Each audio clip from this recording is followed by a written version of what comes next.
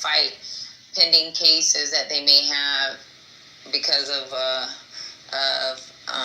false imprisonment in El Salvador. He lost a lot of fucking weight. He was abused. There's a lot of shit that happened in El Salvador that he needs to fucking like.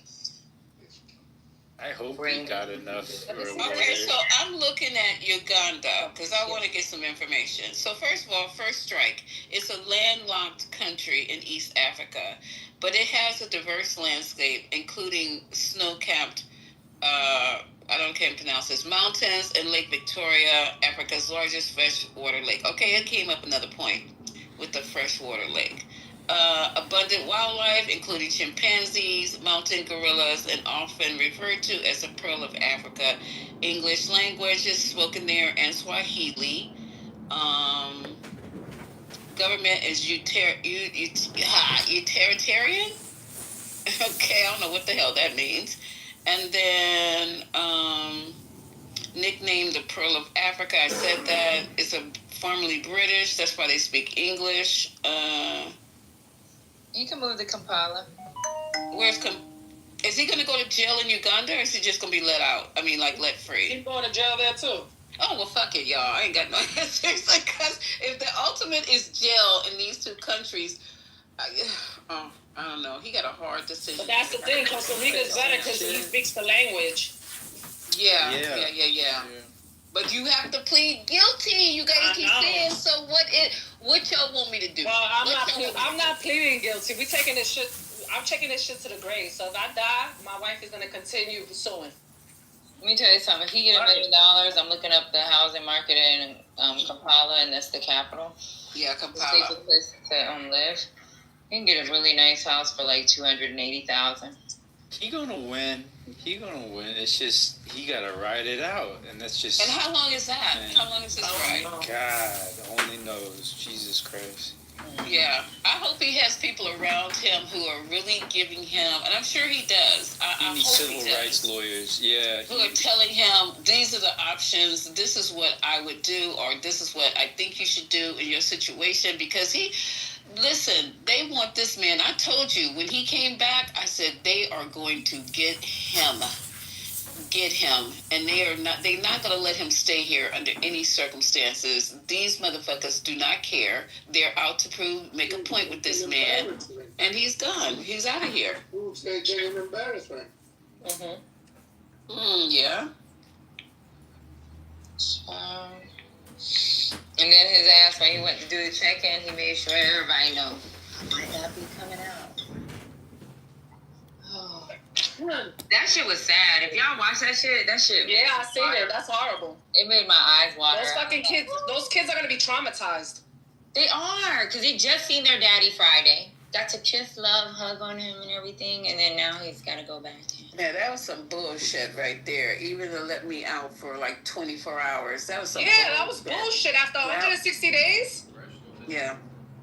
They playing a dirty-ass game. These dirty-ass Republicans or whatever they call themselves, and they're playing some dirty-ass games. And if we get back in the power, when we get back in the power, I swear to God, if we don't do the retribution tour like Trump, I'm done. Because this is some dirty-ass shit. You know what? They need to reopen them fucking charges, because I think Jack Smith, when he closed them, it was, what was it? Fuck. Let me look it up. But I believe he closed them with room for reopening. But then there's a statute of limitations, so they definitely have to like bring those charges on as soon as they fucking hit ground. Let's see. And see, there's a problem, Pure Blood. You know, you fell into this. I don't even know I'm talking to you because I got time, I guess, and I'm bored. But you fell into this whole thing. The Democratic Party is not all about homosexuality. I don't understand why you guys think that is our number one focus. Let people live. It's none of my fucking business what people do behind their doors, under their roof. And it's not yours either. If I come in your house and look and see what the fuck you doing sexually, it might be a problem for me also. So I don't care what people do. I don't. I'm too busy worried about the fuck what my vagina is doing. I do not fucking care. And you shouldn't either. Take 30 days and say, I'm going to mind my refreshing and freeing it is. You know, I do it every day. Today is the first day of minding my motherfucking business for 30 days, and I do it every 30 days. Pure blood, get up here. Get up here. Pure blood, he got issues. He's not on his. He's not taking his meds either. Pure blood, like, what is it? How is it affecting you? How someone else lives? It's not. How is it encroaching your home? What's wrong with y'all? Who said all that? You talking about? Okay, let's scroll up because you started talking about talking Uganda. about. Not Yeah, me. but you added liberals. I mean, what the fuck is going on? Just say, okay, if you would have just said, oh, you know, and also they don't believe in homosexuality, which no one is talking about, I probably wouldn't even said shit. But then you attached it to a group of people. You, seriously though, go speak to some people instead of writing in the chat. If you go talk to people at Starbucks or wherever else the fuck, they don't care about that. They're like, we care about what's happening with us. If you're gay, good for you. If you're lesbian, good for you. I don't give a fuck if you binary, unnary, two-nary, three-nary, four-nary. I don't care. I don't. I spend all day doing these body modifications on these people. And I don't give a fuck. You know what? That's their body. That's theirs. It's not mine. It's none of my fucking business. I don't have to live in their body. I don't have to pay their rent. I don't have to fuck them. I don't have nothing to do with them. If they decide to come in and they want to take their tits off because they want to look a little bit more masculine, if they want to go and have their penis revised because they want to be feminine, how does that affect you? How? Just how? Are you fucking them? Just how? Explain it to me why this is even in your brain, why it even makes any difference to you. The only thing I fuck up is that I'm supposed to be calling them she when they're he and she. I almost got fired 2 or 3 times because my brain has to. No, it's serious business. I almost got fired 2 or 3 times. Different facilities that I go to when they're doing these augmentations and transformations. And I'm looking clearly at one thing, and my brain just have to, you know. And sometimes I go, okay, sir, and it's not a sir anymore. And I have to stop that. That's my bad. Me. So anyway, I'm sorry. I didn't went on a tangent for nothing. Hi, everybody. Good morning. Morning. Hi. Yeah. Hi. Yeah, Lisa, I'm listening to you, and I'm just thinking a lot about how human beings seem so threatened by what is different from them. I mean, this thing we talk about the other, xenophobia is all based on fear of the other. That's the actual definition of it. So I don't know what exactly happens inside of us, but if something feels too different than either my concept about myself or the choices I make, suddenly it's a threat. And so what you're saying is just so clear, which is, what the fuck does it have to do with you? How does this threaten you? Why are you wasting your time and energy to even engage in any question in your mind about making a judgment about them? That's just insane. This is a group of liberal, socialist, Marxist, communist, Democrats here on Clubhouse. Letting out all their dirty little secrets. Somebody made another point in my room months ago. Well, then we're paying for it. Okay, I've never looked at who's paying for this shit. When I have the chart, mostly because I don't care. You understand what I'm saying? You think Medicaid pays for this? I'm just asking. Yeah. Medicaid don't even pay for plastic surgery. Hello? Okay? You may get a breast reduction with Medicaid if it's damaging your back or if you have multiple rashes underneath your breast. But let's be clear, a lot of this is fucking cash or some private shit, or half private, half cash. And Mel, I have the chart sitting right in front of me, and I don't give a fuck. I've never gone into the financial section because I'm too busy taking care of the fucking patient and documenting my narcs and my vitals and shit. And I'm being honest with you guys. I don't ever look because it's none of my fucking business. As long as I get paid at the end of that shift, it's on. When I don't get paid, then I'm interested. Other than that, people come in there to make decisions about their personal body, right? I don't agree with the fucking clit piercings, but you know, I know have a couple of friends who wants to get that shit done. I don't care. It's like I'll go with you to make sure you don't get a fucking infection. That's the only part I'm playing. But And that's the thing. A lot of these people that complain about this shit, they've never even been around a trans person in their life. Never. Y'all have never been around a trans person. They've never seen one, been in the bathroom with one. And if you did, you didn't fucking know, clearly. Yo, let me tell you guys a quick story. So, my brother-in-law, he unfortunately passed away in January. So, but he was really active in San Francisco. He was really active in San Francisco, like super active, and he was given an award a couple months ago for his work. And his two parents, my in-laws, they're both like super MAGA. Like they're super, I mean, military, Catholic, like hardcore Republican, right? But the award was at a gala. When I say a gala, it's GAYLA. A gala where there's hella, it's deep San Francisco, right? And obviously everybody there is super active, like in the community, LGBTQ event, and they were there to accept the award on their son's behalf. And so I got to see like two hardcore MAGAs have a great time with a bunch of like LGBTQ folks, and they got to see like the other side. Like, dude, these are real people, y'all. Like you guys are, you know what I'm saying? And they were in front. They were getting a standing ovation because, man, my brother-in-law was freaking the shit over here, dude.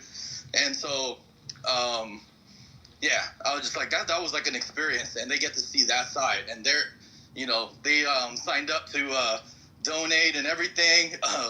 And that was it was like sponsored by what's her name? Pelosi's, I guess, nonprofit or whatever. And they were like, man, are we gonna get to see Pelosi? Like they were like excited.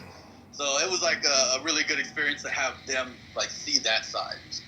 Yeah, this was your brother, Jeremy? Nancy can't come out after dark. What was that? Oh, I was just asking, these parents, these are your parents, this was your brother? No, this is my brother-in-law, some of my in-laws. Brother, his parents, yeah. So my wife's parents. But he died, is what you said. Yeah, he passed away, unfortunately. Yeah, I'm sorry to hear that. So what you're saying is that it took them seeing the celebration of his contribution and his legacy for them to realize the people they were hanging out with were normal, regular people like them, and it was enough to make him do something. I mean, it's poignant and sort of bittersweet that he probably didn't get that kind of acknowledgement when he was alive. Yeah. He probably did in San Francisco. I mean, I must say, like, I would think that he did. I would hope he did. Jeremy, Some of his parents, he was saying his parents were MAGA. See. What was that? What was the question? It was too loud over here. She was saying because it was the Bay Area that she thought that he would have gotten the acknowledgement. I was explaining we were specifically talking about his parents who were MAGA. Yeah. His parents might not have seen that side because, if he would have got the award anyway, so they would have been there anyway if he's still alive. But it's nice to see that, and unfortunately he wasn't there to see it, but he kind of was there because everybody there was just talking about him all night. Yeah, it's a tribute. It's a tribute to. But also a great example of what happens when you put human beings together in a room, take away ideology, take away labels, and see them experience an actual real person just like them as a person, seeing people as people. I think from now on in this space and everywhere else, I'm just going to say my platform is human rights, period, and it covers it. Because I think all of these labels really get in the way. But that's a great story, Jeremy. I like that. And circling back, y'all, if you don't mind, to Brego Garcia, if you don't mind, because I'm an advocate of human rights, and you guys know it. I don't care who the fuck. And then when you start talking about children, I'll lose my mind. So, special reminder, do not talk about kids around me. Okay, so they're saying that Brego Garcia y'all. We're all hoping for the best for this young man. They're saying that he will never. Well, let me go down and put this down. Find out where they said it here. They said he will never be free on American soil. So if you guys understand that, he has to make a critical decision today. I know what we would like, and if hopes and dreams were something, I don't remember the end of that, but he's going to have to make a critical decision today, and it's very, very fucking sad. He's either going to Uganda or he can admit Costa Rica rocks. Go to Costa Rica, mother. We talked about the Costa Rica aspect, but he'll still be in jail. I thought they were just going to parachute him in I didn't know that. and let him. Yeah, I didn't either. I thought they were going. The way they making it seem like if you just say you guilty, we'll send you to Costa Rica. But it's not that. They're saying, I'm gonna keep reading, because if he's going to go to jail in Costa Rica, which jail is better, Uganda or Costa Rica? So I'm trying to read here and make sure that's the options. Costa Rica, because Costa Rica has more American friends and people are more respectful. I have no idea about Uganda though. He's gonna. We have to think about the prisons, though, not just the outside. Yeah, that's what I'm trying to research. Y'all research which prison. Is he really going to prison? Okay, because if you tell me all I got to do is say I'm guilty and you release me in Costa Rica, I'm going to take that deal, because I don't want to go to jail. And I think I speak Spanish. I'll be able to make me a life with my family in a beautiful place called Costa Rica. But if you're telling me I'm going to jail no matter what, oh my God, he has a hard Hi, decision. Jane. This is protocol. The whole thing about this is that they're going to start using this as a standard. Hi, John. What's up? How you doing? Doing okay. How about you? I'm doing good. Thanks for contributing to the campaign to elect candidate Congressman John Kitover. Thank you, Jane. You're very welcome. I forgot. Yeah. Well, I'll get vilified.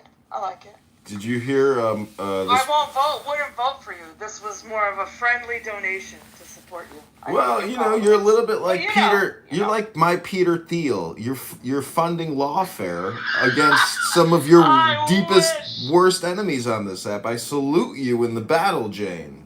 Thank you. Did you win against who? Yeah. Brad S. They sent me.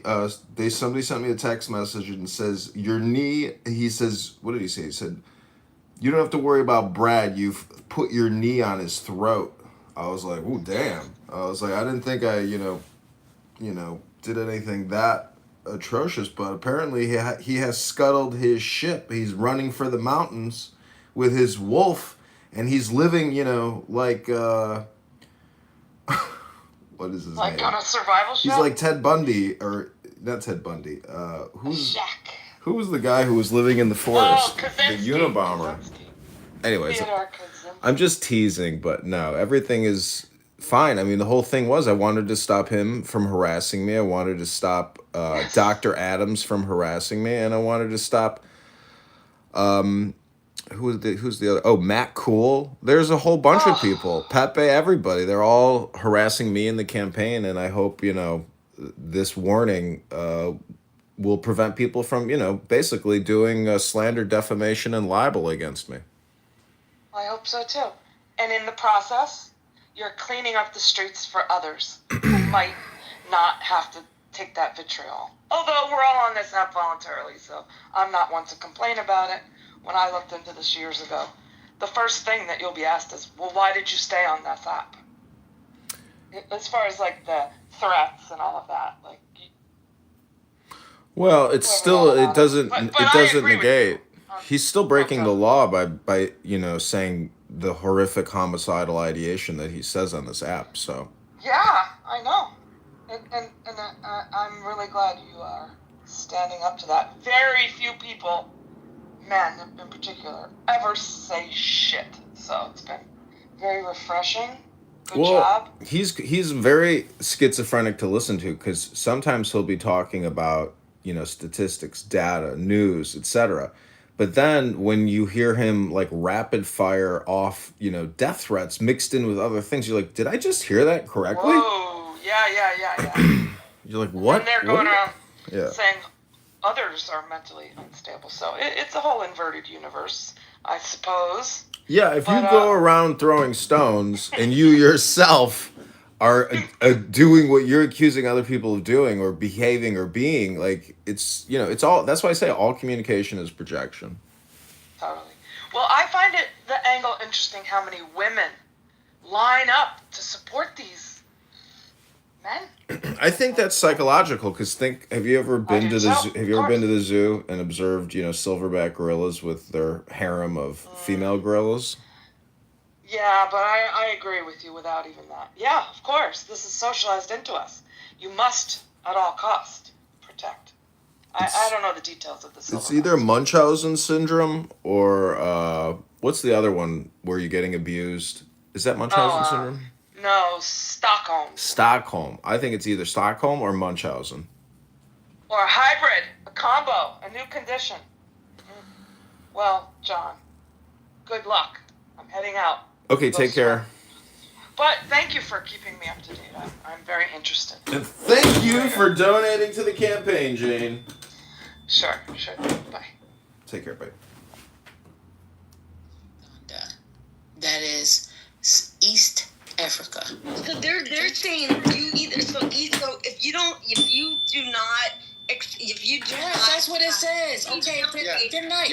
Close your mic. Other people want to talk. You're not the only person here. Shush. Yeah, we gotta get over like the if why is this happening? We gotta get over that. We already know why this is happening. We gotta go with what options are actually on the table, because we gotta make sure is this whatever is best for him, right? And he has to make that. And here's what I say: you better have a really good attorney go line by line. Make sure there's no freaking like loopholes in there or anything like that they might make it worse for you. So have them read it, the read between the line. Well, he has attorneys. That's the whole point, y'all. I'm reading the article. I've read it 3 times. She's right about serving the time, and I don't know what kind of time that is, but Costa Rica has agreed to take him as a refugee. So if you agree to take me as a refugee, then I don't know. That means that I'm under your protection as Costa Rica. So I don't know how long they're going to decide to keep him in jail as a Spanish-speaking country. I don't know about the circumstances under his family, if they can go. He has lawyers. He has a ton of lawyers. So I'm going to take a step back here because that doesn't make any sense. To accept someone as a refugee is not a prisoner. So that's the thing is those are 2 different languages we're talking about. So if he's willing to accept them, it sounds like to me, my understanding from what I'm hearing from you and what I heard is that he's able to go to Costa Rica as a refugee, will not be put in prison because a refugee is not a prisoner. I'm reading to you from this article, and it's from the New York Times. You guys can take it for its value. You can go read it yourself.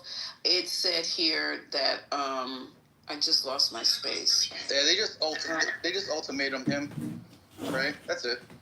They cornered him into those options.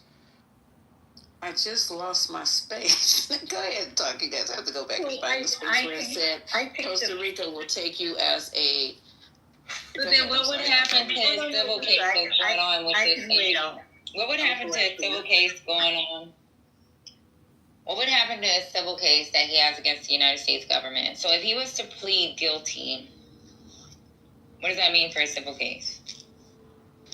Because he has a civil case. Good question. Good question. It would mean a lot if you plead guilty to being that. The guilty plea would be to the trafficking, Patty. And I think the civil case is for him not going through due process. Am I correct? Or you guys can correct me. Yeah. So, but what I was going to say is we have to remember that his so-called crime, which they're calling human trafficking, was that he had a pile of immigrants in his car crossing over so that they could get work. And I think that's not really what human trafficking means, but that's what they used to start this whole mess. That case was already thrown out, right? That was exactly. Yeah, it just came out, and also so I don't think they have anything on him. So he doesn't. They don't have anything. That's not human trafficking. See, I'm not done talking. Sorry. of course it's not human trafficking, but I want to say that I want to put it in the same, we've got a whiteboard going on here and there's this. Also remember that ICE is now doing raids and detaining people based on things like not wearing their seatbelt.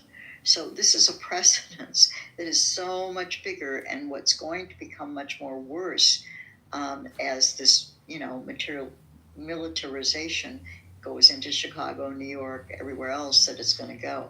So I just want to remind us that that's what people are being stopped by and then convicted of. And then what happens is they try to resist. Now that's a felony, resisting arrest. So what started out as my seatbelt wasn't on turns into this. So we have to keep focused on, I would give anything for Obrego to be safe and okay, but there's a bigger question at hand with what they're able to call criminal. And the biggest question also, once again, is the civil liberties part of it. So this is setting the precedent for that. And next thing I know it, you're right, I'm pulled over by the police for a seatbelt, which I always have my seatbelts on. Now they're doing your lights in the back, whatever. And then that guy in Washington, D.C. the other day, they were stuck in traffic, literally stuck in traffic. The one that I played the other day, and they walked up to this guy's car because he looked illegal. One more time, looked illegal. So if you look illegal, whatever he refused to open roll down the window. It was DC cops, and it was also the National Guard, or whatever they call those people in the uniform. They broke his window, which is the new standard. If you don't roll down your window's going to get smashed. They pulled him out, grown-ass man, through the window, and started asking him for his papers. Well, he never got a chance to pull the papers out because he was resisting arrest because they were pulling and yanking. I don't know how do I go limp, pulling me off the car and dragging me and throwing me to the ground? So, yeah, they had 12 people on him. He kept crying. Y'all remember that? He was crying. Yeah. Literally crying. Said, I'm not a criminal. I work here, blah, blah, blah, blah. They didn't give a fuck.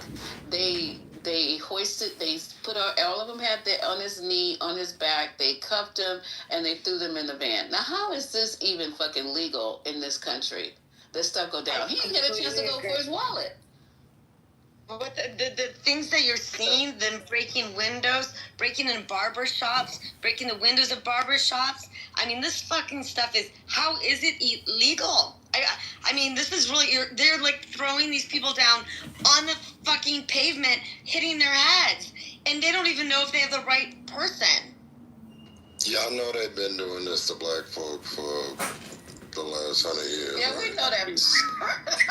So I'm sure. I mean, you see it so shocked and appalled. Like, any of this shit, I don't agree with it. Any black, white, any gray, brown. I don't agree with any of that stuff. Well, that's what they practice it on. I get really empowered by it because it's not acceptable. It's not on us. Yeah, they. Is there any kind of human muzzle? It just I don't know. I don't want to. Excuse me, First Lady. Excuse. And you, you passing gas off mic. So Not yet. I don't want to. I don't want the thing to be missed that they have been doing this on black people. This is that they were doing this and black people were saying this, and nobody really cared. And now that people that look kind of white is happening to people are up in arms like, what's this going on? Honestly, I know you're not giving a thumbs up, pure blood, when you just was talking about gays. You need to go sit down in the audience for a minute. I'm gonna drop you.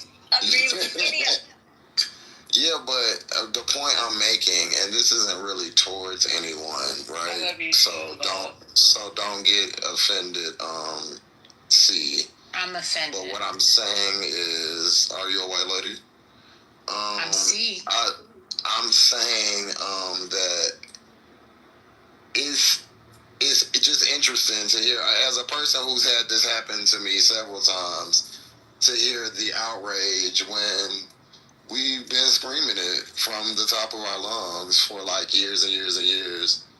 And I mean, you know, I understand that it is outrageous, it's bad, it's terrible, but there's the reason why you may not, from a lot of black people, from a lot of urban areas, they may be like, you know, whatever.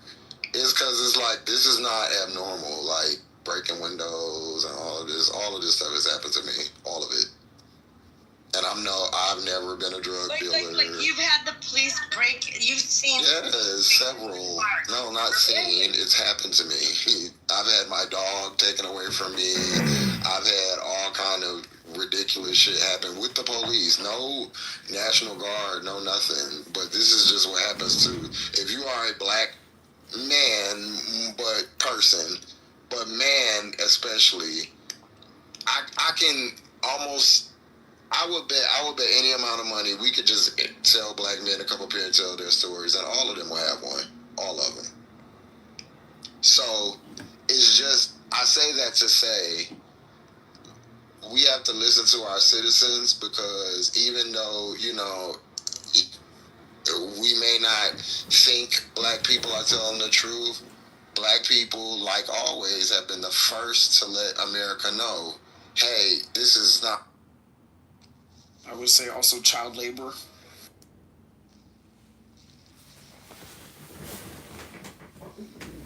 Especially in the so-called marijuana fields.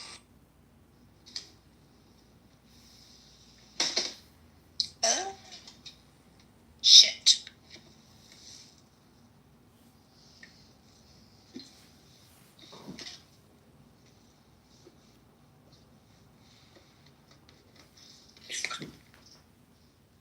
I can't believe it's only 10 o'clock. I'm bored.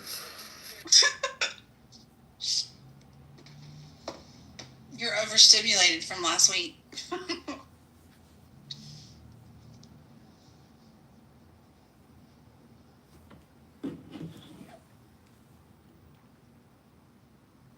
I know. I need to look and see if there's anything going on in the hallway. What's that? I need to look and see if there's anything even going on in the hallway. Oh, Maybe wasn't much. I think Chillism has a room open. Mm. Yeah, I don't see anything major going on right now. Well, that's what we were talking about the Menendez case, and then I just got frustrated with just, not all of them, but just certain, just dumb as a box of, I'm talking drooling on the floor, stupid. Just everything turns into a little argument. It's like, dude, I read the case. You're sitting there reading off of ChatGPT, and you're not even acknowledging the fact that there are two separate cases. There was a case that ended in a deadlock, and then there was a case that ended in their conviction. So it just got frustrating. I forgot about that. You're right. They did deadlock the first time.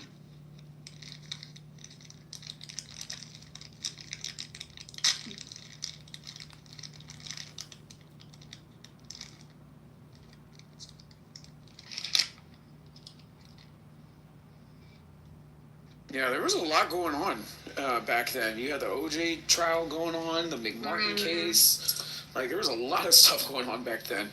Josh Eckleborn slapping cops. Yeah. And let's not forget this Phil Spector case. Remember the Phil Spector case? The musician, I think it was Phil Spector. Didn't he shoot his wife or something? Are you talking about the white dude with the afro? Yeah. That dude was weird. Dinner or something like that? Yeah, I think in her sleep.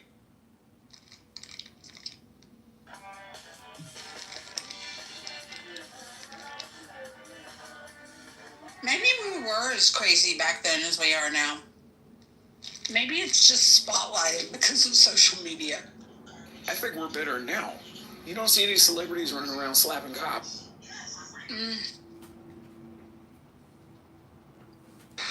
we just have them like little Nas X walking down the middle of Ventura Boulevard. And his undies, yeah. He was wearing his underwear and fuzzy boots. Like, what the Oh, man. That was hysterical. I was like, what in the fuck? Posing like he's on the runway.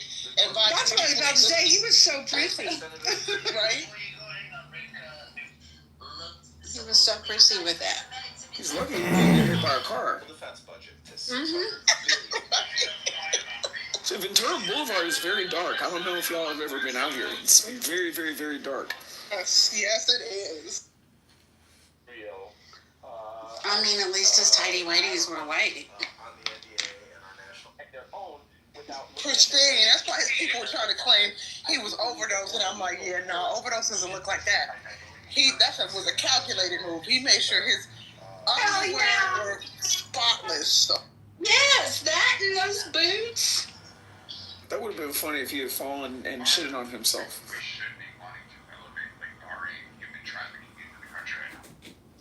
I was just like, why? Why is this happening right now? It was kind of very reminiscent of Britney Spears. And Martin, remember years ago when Martin Lawrence had that breakdown like on Hollywood Boulevard or some street in LA? And I think he was in his underwear too, or was it a diaper? Either way it goes, Martin had that breakdown. He was in the middle of the sad. I loved Martin Lawrence too. Yeah. And a pistol. I think he had a gun too. I feel bad for laughing, but I see that at least once a week.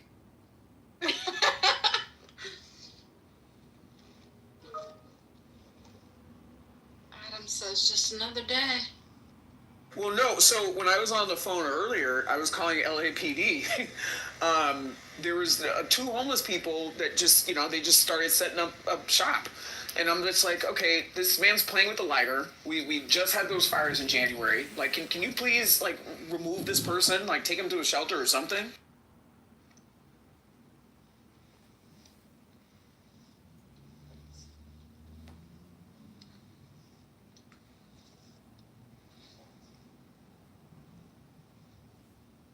But yeah, I can't wait till the Olympics comes to town and they get rid of all the homeless people. What's that, in 2 years? 2028.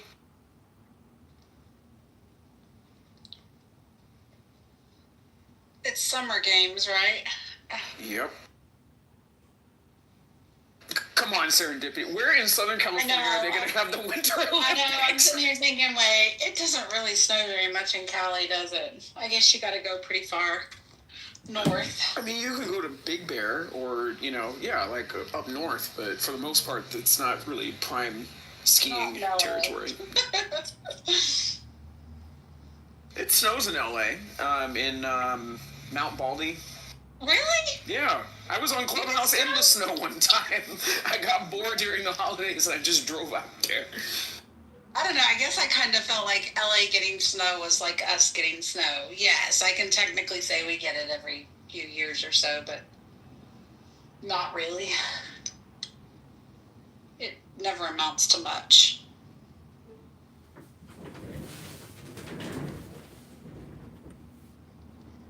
I'm shedding so bad. Like, I must be losing my summer coat or something.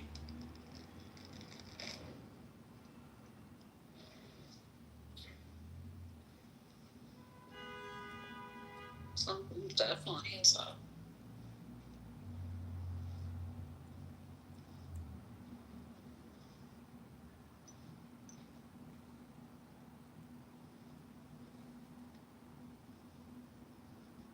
It's kind of fun living in a big city. Like I see a Jet 2 holiday every day.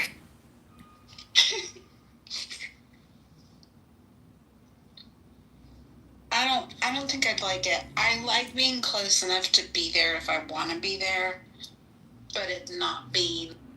Says those are military incursions near border, a dangerous escalation, and these people are demonic, man. They've been bombing the shit out of Syria for a while. Israel says it killed Hezbollah men trying to rebuild group in southern Lebanon.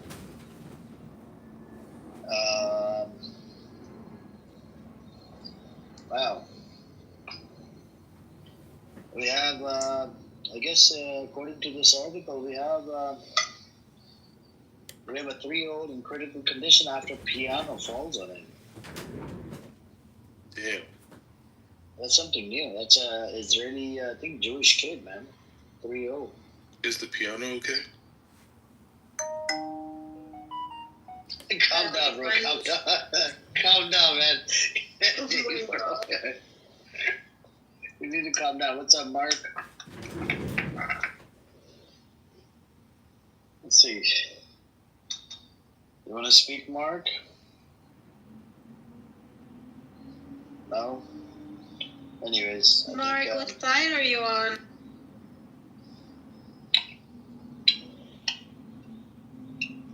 I think he's on a phone call, maybe.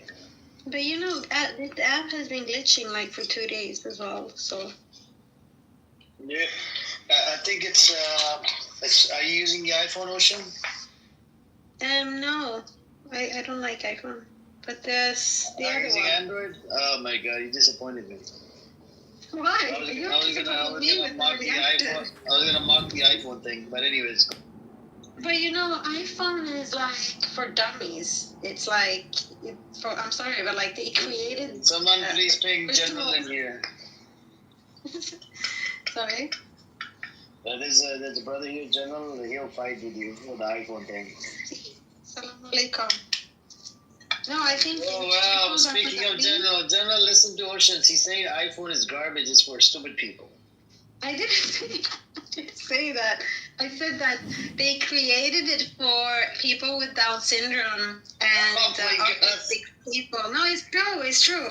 The original design of the iPhone is so you don't need to read and you go by colors and shapes. It's like the whole thing is like simplified for really simple, intelligent. General, what's up with you, bro? Assalamu alaikum. Did you hear what she said? You know what's interesting is sister. I don't want to call Sister Ocean out.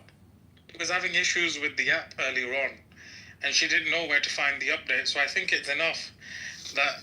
I just said I'm technical. I never said the more intelligent one. As well in that case. No, I like to challenge myself in life. So if I'm going to take something technological, I will take the most difficult one. I'm kidding. Yeah, you did out me. I am back. Yeah, I thought so. Next time, just stay in lane and don't insult iPhones. No, but it doesn't bother me because wait. You just actually proved that you are in my level. So wherever I am, you know, technically, you're there with me because it's still made for, you know. Not at all. I think the beauty of it is that it's a multi-trillion-dollar company. It designed the product to be much better. Well, actually, it was one of the first smartphones, to be fair. One of the first? One of the first smartphones. Using a smartphone shouldn't be rocket science, right? It should be very fluid. It was simple, Android the first smartphone, very secure. Not iPhone in general. You know this. No, I said one of the first. One of the first. One of the first, but it came after Android phone came out. So one of the. Well, you could say maybe one of the. No person in the scientific or tech community will say that Android is more fluid than iOS. iOS is built like that. Also, first does not mean best. Exactly. First is always not the best. No, but first is always the original, which, you know, they but that doesn't matter. Do we want to be first in everything? No. Do we want to be perfect in everything? Yes. But jokes aside, I mean, Android is more like sophisticated and more advanced. I'm not saying I'm better at that one. I'm just saying it is. This is reality. Which one is? The Android. Android is not more sophisticated and or advanced. Between come on. That's just come false. on. I mean, you use your sophisticated AI and ask it which operating system is more secure. I don't like your tone now, General. You can't really like how do you say when someone wants to win? I don't really care about winning. I have both. Yeah, he has both. I don't know. Maybe He has both. But the one that there's good arguments to be made that iOS is good, and there's arguments to be made that Android is good. I personally don't like Android. It's just a very clunky operating system. I want to get the Chinese phone, Weiwu. Is that what it's called? Huawei. Not we. Actually, mine is a Huawei, and that's an Android. It's Huawei. Wait, isn't Huawei Android? Yeah, it's Chinese though. He said Chinese. I have the Chinese version. That one. Which one? Huawei. Oh, you have the folding one or the normal one? I Not can the barely old hear one. you. Like the normal one with the thin one. Is it the one with the the round cameras at the back? Like With the round. I'm I not. forgot the brand name. Is the. I mean, It's the I have the Motorola. Motorola. Yeah. Oh, I mean, Motorola's American, but it's owned by Lenovo. Yeah. Okay, I didn't know that. So you could say it's Chinese, I guess. It was according to. I didn't know they still sold phones. I thought it was just wait, they have the foldables. No, but mine is like a really cheap one too. Like mine isn't really advanced. Ah, okay. Yeah, it's not a foldable one. So, anyways, I think. Oh wow, we got Zach in here. What's up, Omar? Assalamu alaikum. What up? Assalam.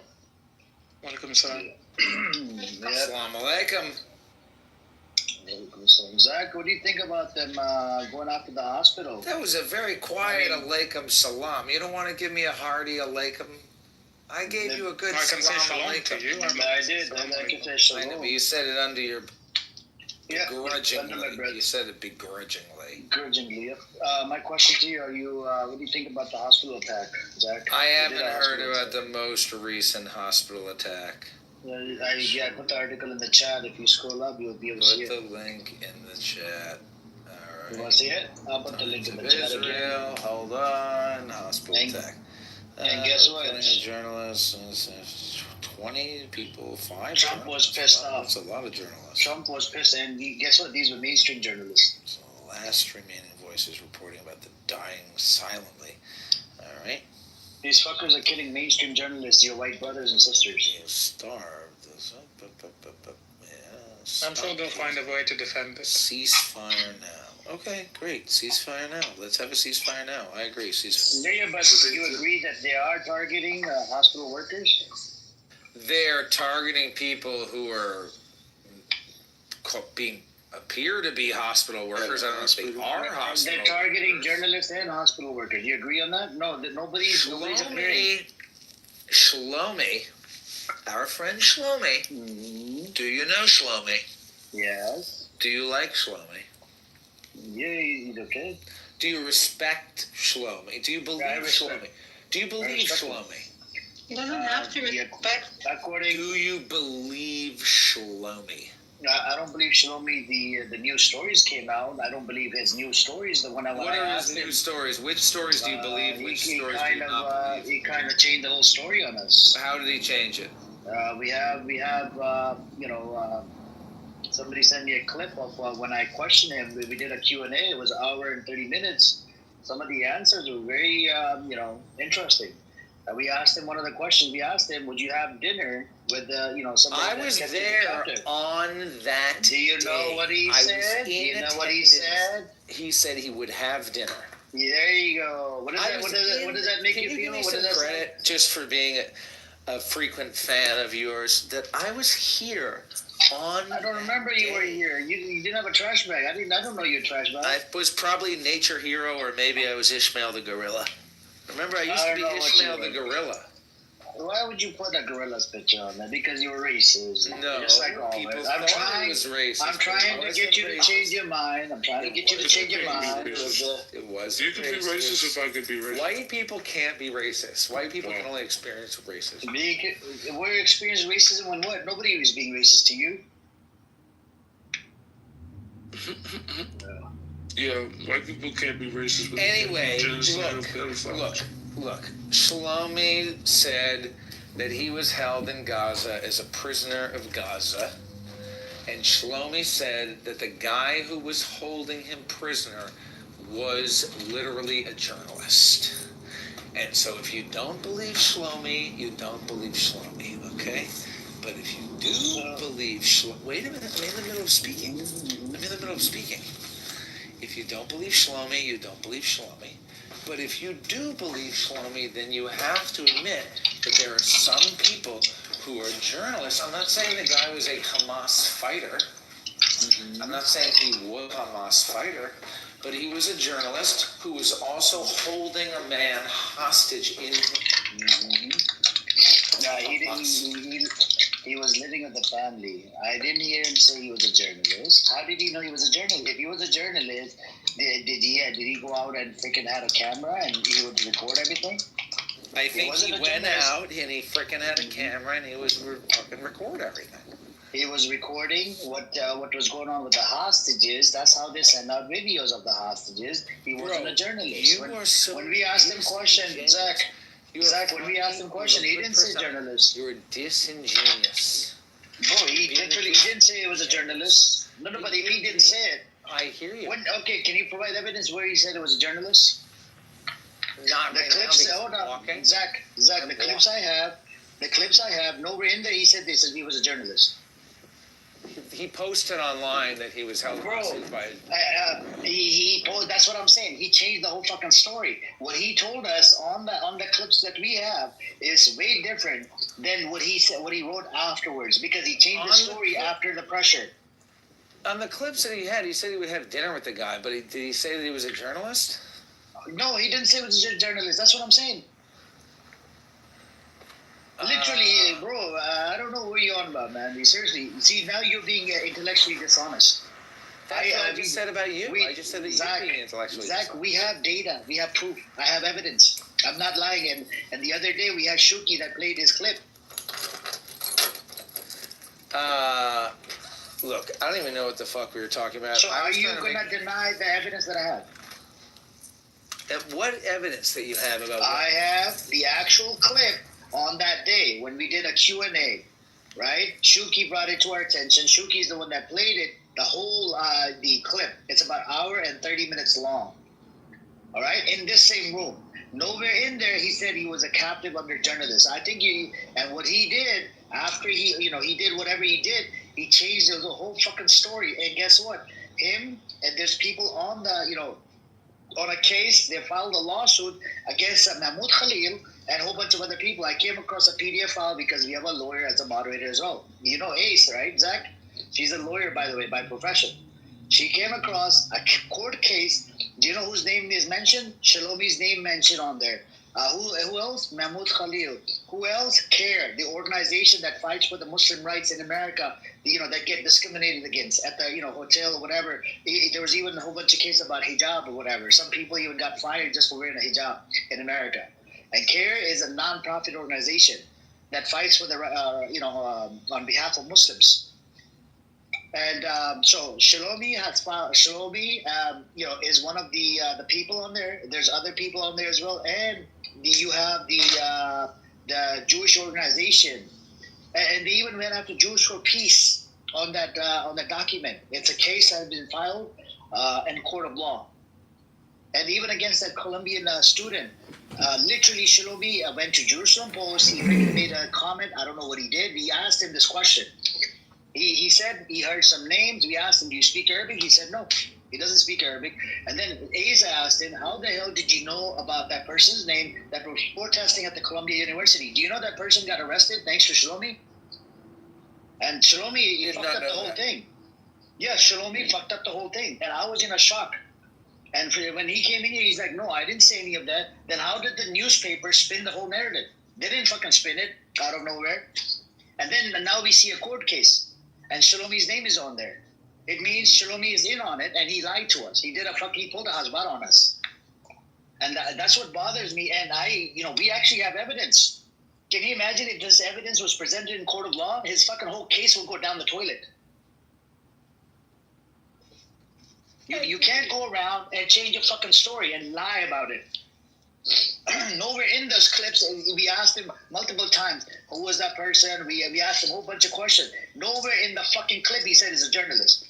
And then he came around and he changed his whole story. That's what bothers me about fucking liars, man. Greetings to the room. I was in here the other day, and someone said that the Gazans cannot leave, but I recently saw like this organization called Heal Palestine that has been like bringing people to the United States. So I just want to make sure I'm not being scammed or anything like that, because I've been keeping up with their page. You know, the United States canceled the visas, by the way, Sister Santos. There was 3,000 visas that they issued, and they canceled it. So there's no more kids allowed, thanks to Marco Rubio. And there's some Zionist bitch or, man bitch. They got into, they canceled the visas. Well, this particular family came over the beginning of August. It's for amputee kids, by the way, Sister Santos. You know, amputee kids? Yeah, if your kid is amputated, then they'll bring you, but they canceled all these visas. They're going to send them back. They're going to send them back to Gaza? It's very small. It's like less than 3,000. Do you know what the population of Gaza is? It's about 2 million. We need how many to people? How many kids? 2 million? No. Do you know how many kids that died like recently last week due to starvation? It was more than 50 Do we kids. need to accept all 2 million of them? Zach. Did I say 2 million? I'm giving you facts. You just said 2 million, actually. I said hello, my friend. Zach. Why are you speaking in his mouth? Hang on, Ocean. I didn't say 2 million. Recently, just 1 week, about 50 to 100 kids died due to starvation. Okay, in 1 week, and they've been killing. Hold on, Zach. 5,000 kids. Zach, I said 50. Yes, I said 50 to 100 kids. Oh, 50 to 100. Yeah, and you know every to 100. Zach, every 40 minutes, there's one child dying in Gaza. Every 40 minutes. Either due to starvation or due to sniping them. Wait, my friend, repeat that. Every 40 minutes, a child is dying in Gaza. I'm a liar, Caleb. Go ask your little Shlomi brother, the one that lied on fucking the stage. And there's a court case going on in relate to fucking Shlomi and a whole bunch of these psychopaths. They filed a lawsuit in court of law in the U.S. You guys think that you're the fucking big shots, we're not gonna... I'm a huge liar. A motherfucker Shlomi lied on my stage, and we have his clips. The other day, Shuki played his old fucking clip. It was an hour and 30 minutes. How he lied.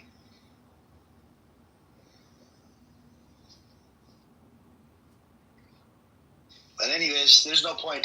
So...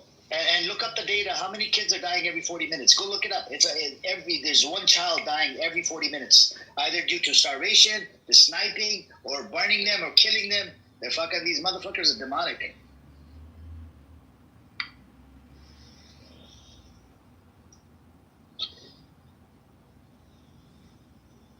Yep.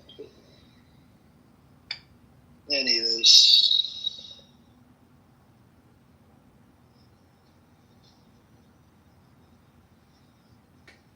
Oh, I left and came back. Something happened to my phone. I was hearing what you're saying, Amir. You said there is amputees, but you're saying that the U.S. is canceling the visas because, I guess, some Zionists that were, working to get it canceled or lobbying or something. Is that accurate? What'd you say? So you're saying that even for the amputees and stuff like that, they're canceling visas. But my thing is, how is Heal Palestine getting people out in the first? Like, how are they getting people out, and why is that not being replicated? So UAE came out recently, and UAE said that they're. Yeah, Matt, can you please mute up respectfully? All right, just mute up. UAE came out. They're supposed to take in about 15,000 injured people. Injured Palestinians, and the injured Palestinians, and they're in the process. But I don't know how this is going to work out. Maybe so that the organization that you're talking about, it works with a lot of different countries. Whoever wants to take the kids in, and America has been pushing it. that the country should step in. European countries, even France came out. France said we can give them refugee status to some of the people.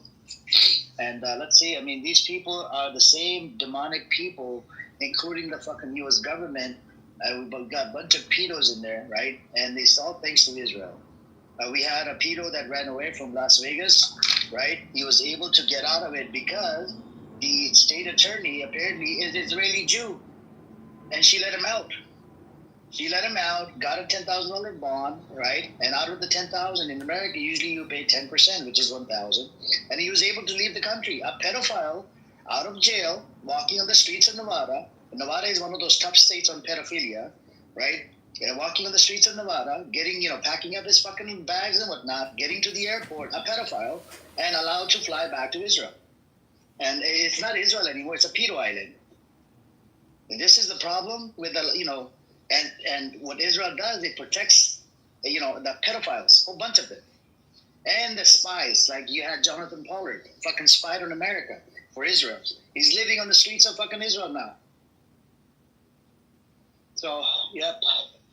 There's a lot that's going on, and Jeffrey Epstein, if it was to come out, we'll have to clean up the house. There's a lot of pedos in fucking Congress.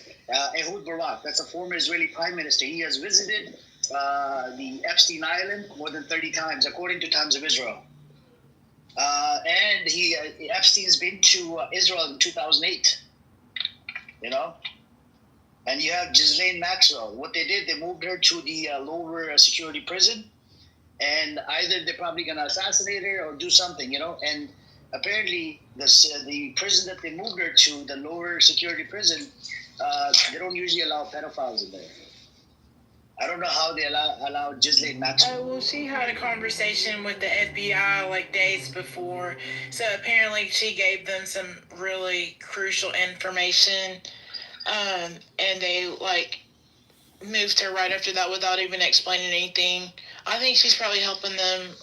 Either she's helping them to catch other bigger fish, or she knows things that would look very bad if they got out. So they're making some type of secret deals with her. I saw a thing today that came out about her that shortly after she was, I guess. It came out about the pedophilia stuff. She was a couple of years later, she was at a Clinton event. The same way when Epstein got caught up the first time, and they let him go right back out and do the same thing.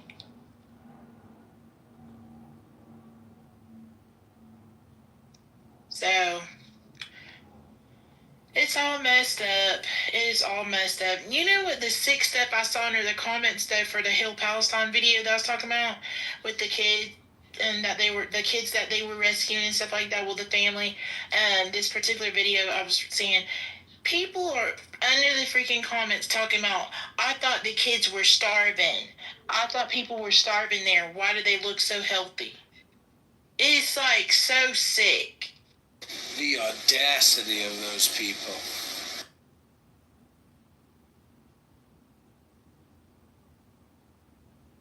Yeah, they want them to be... I want them to actually, look like they're starving. Yeah. These kids don't even look like they're starving. Calm down with your genocidal rhetoric. Calm down with your genocidal rhetoric. Yeah. They are starving. They are starving. I understand you're a genocidal psychopath, right? Respectfully, don't do that in here. You can go do it in the Zionist rooms. Mocking the starving children, while they're getting butchered and slaughtered by your disgusting Zionist criminal entity. A disgusting entity, that freaking, every majority of the world is pro-Pali for a reason. Because of your disgusting Zionist entity, they lost the PR war as well. Nobody in the future, if you claim to be, Israeli, they're not going to respect you. They're going to beat the shit out of you. And that's what's going on all over the world. And some of the countries are putting a ban on Israelis. Now, am I out of pocket for saying I laughed at the starving people in 1945 in the camps? Or what? Like, how you want to play it, bro? You know what I mean? Like, let's not stop this. Never leave. That's what I'm saying. So it's just like, well, just refrain from these dumbass comments, my friend, and you won't get them back. You had a lot of these guys that were like special forces. People like Zach are too dumb to understand that there are different classes of people in Gaza. You have people that are able to use cell phones to start fundraisers, and just maybe they might be able to raise enough money to buy some protein and not like grain or canned food. But there's a lot of people who don't really have access to getting data chips, and they don't have cell phones. They don't have like the ability to start fundraisers. And the lower class parts of Gaza, people who are already food insecure even before the genocide, and that's who the famine is affecting the majority of the time. Of course, you're gonna have some kids that are gonna come out of Gaza that are able to seek help, and they're not like skin and bones, but that doesn't mean that they weren't food insecure either, or they weren't hungry most of the time before they were able to leave. Fucking retard. I got something for him. Hold on. Let's see. I'll be right back. So who on the stage is Jewish? Anyways, yeah, my friend, these individuals in 1945, they look like they're doing just fine. They're clothed. Let me see. God damn it. They look like they're doing just fine in that camp right there. Right? There's a picture of a fat guy in a concentration camp. No, the people in those pictures actually look like they were starving. No. They look real healthy. No, I don't know they're what super skinny. They're skinny and gone. They're gone. No, they're in their real original ghoul form. They're in their real ghoul form. No. What you're saying is not really? comparable to what I was saying. They have cerebral palsy. Cerebral palsy. It's a. Well, how can you look at that picture that you have of David and not feel bad for those people, and not be inspired by how far they've come? Okay, so the same way that you're at my neck about that, but this goofball over here was like, oh yeah, you want to see whatever snide comment he said. But once again, I'm the crazy guy for applying the same pressure. Shut your bitch ass up. Like, what the fuck are we talking about, bro? Like, that's why y'all all weirdo, goofy. Like, bro, the motherfucker said the same shit I'm saying, and y'all want to address me. Shut the fuck up. But you're putting pictures of the people's ancestors. And free Palestine. It's all inhumane. All of it. All of it. I'm just giving him what he wants. Like goes further back than that. Well, some of those people didn't survive. Many of them did not. And what's that got to do with same thing in Gaza? Sisters aren't the same thing in Gaza. So many people did not survive. They died because of starvation. And I hope that they have a comeback story as well. I really do. I truly do. And they're dying every day. But then you have this idiot, Zach, my friend, right? I don't even want to attack his personal life. I mean, what I know about him. But, if I have, I can say a lot of shit about it and it will piss him off. But I don't want to go down that path. But then, you see starving children, and it's a fact. It's not just from me. It's the U.S. Aid Company and all of these organizations that came out and said there's a fucking famine at like level 5 or level 4. I just want to say, sister, first and foremost, I apologize for crashing out. You didn't deserve that. I be overanalyzing shit. And once again, whenever it comes to for this case, because I hate even using the word Jewish, for the Jewish people, it's always, oh my God, how could you? Unbelievable, shocking, and then but people can get away with the craziest statements to Palestine. It's like, why? Because you can't see it, because you're not directly actively trying to look for these atrocities or what. But a lot of people just have a blind eye to current present day, and me talking about almost 100 years ago is out of pocket. It's kind of crazy to me, but whatever. Well, my biggest thing is I don't understand why more places are not helping. I don't get it. Amir's tried to break it down to me, but I don't understand why their other Muslim brothers and sisters in surrounding countries are in bed with the U.S., in bed with Israel, in bed with everybody, and not helping them. I don't get it, and that's what frustrates me. It makes me very angry, and I also don't like the fact that I don't feel like there's nothing I can do. I'm not a person who believes in protest. I'm not wasting my breath and I'm not going outside standing with the freaking sign. I want to get those people out of that situation. What can I do? What can I realistically do to get those people, even one person, out of that situation? And I've asked people on this app, and they've told me there's no way for them to get out. That it's impossible for them to leave. So with that being said, what do I do? First of all, Arab countries and Muslim countries in general, you don't want to be complicit in the genocide of Palestinians. The reason why they are being complicit, and they're going to have to take account. Let me tell you how. They're going to have to take account for turning a blind eye at what's happening to their fellow Muslims. They're going to have to turn. The world is watching. Because Egypt. And I'm not talking about the people. I'm talking about the government. Okay, even the government knows if the Palestinians go to Egypt, Israel's going to take Gaza, and then Egypt is going to be next. They don't want to be complicit in ethnic cleansing, which I believe is a good thing.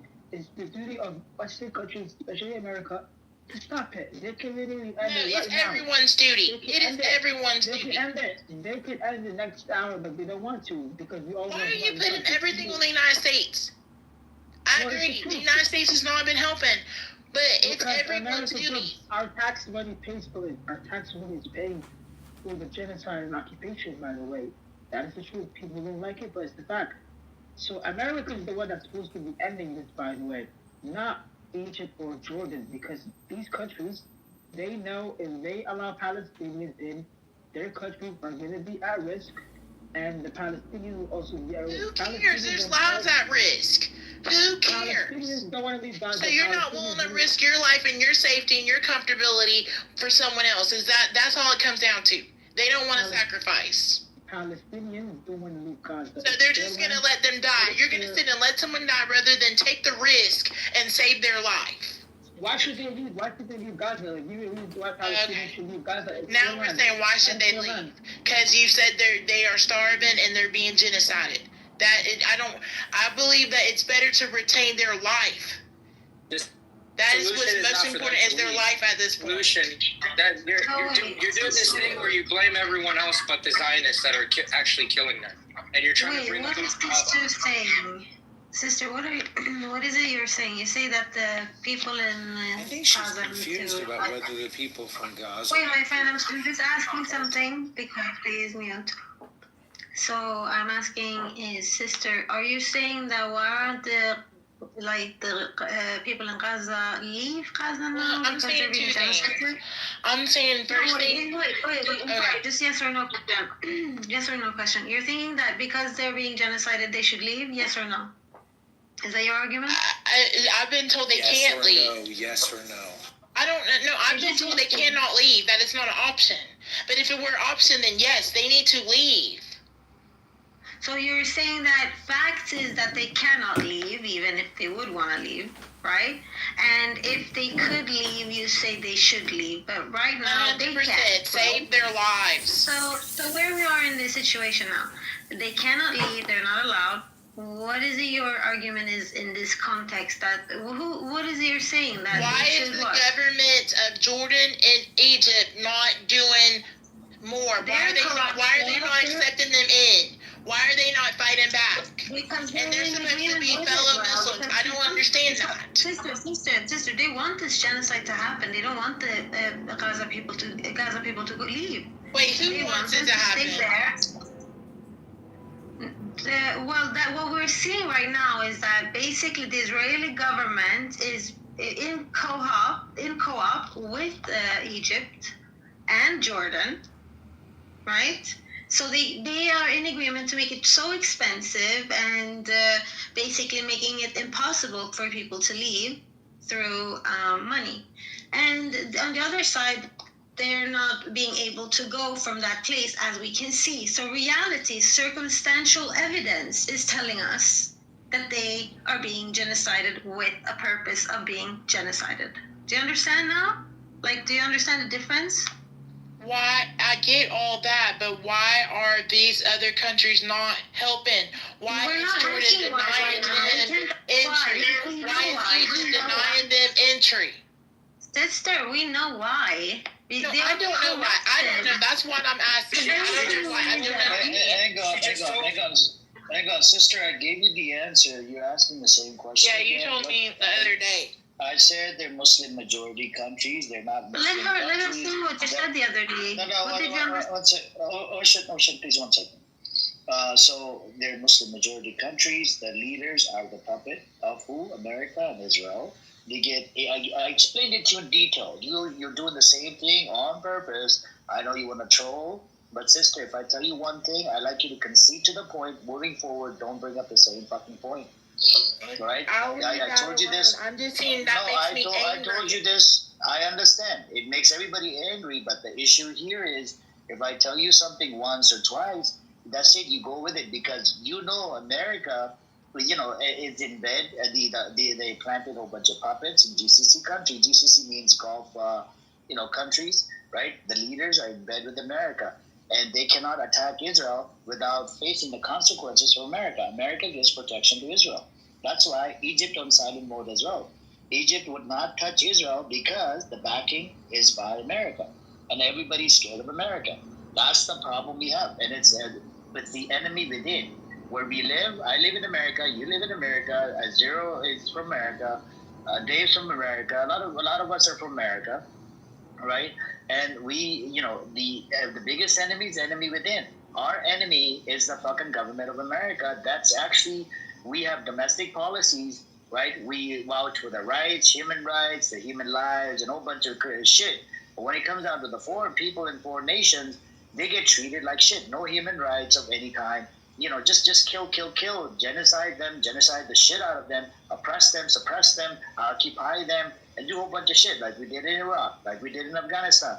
Not to mention in Afghanistan, we killed over 200,000 people, and we detained a whole bunch of sisters into the detention camp, right? And these soldiers, they raped the sisters. That's why America parted ways with ICC, International Criminal Court, and ICJ, because they did not want on a world stage for their soldiers to get prosecuted. And if you ask the people from Afghan, one of my moderators, she's from Afghanistan.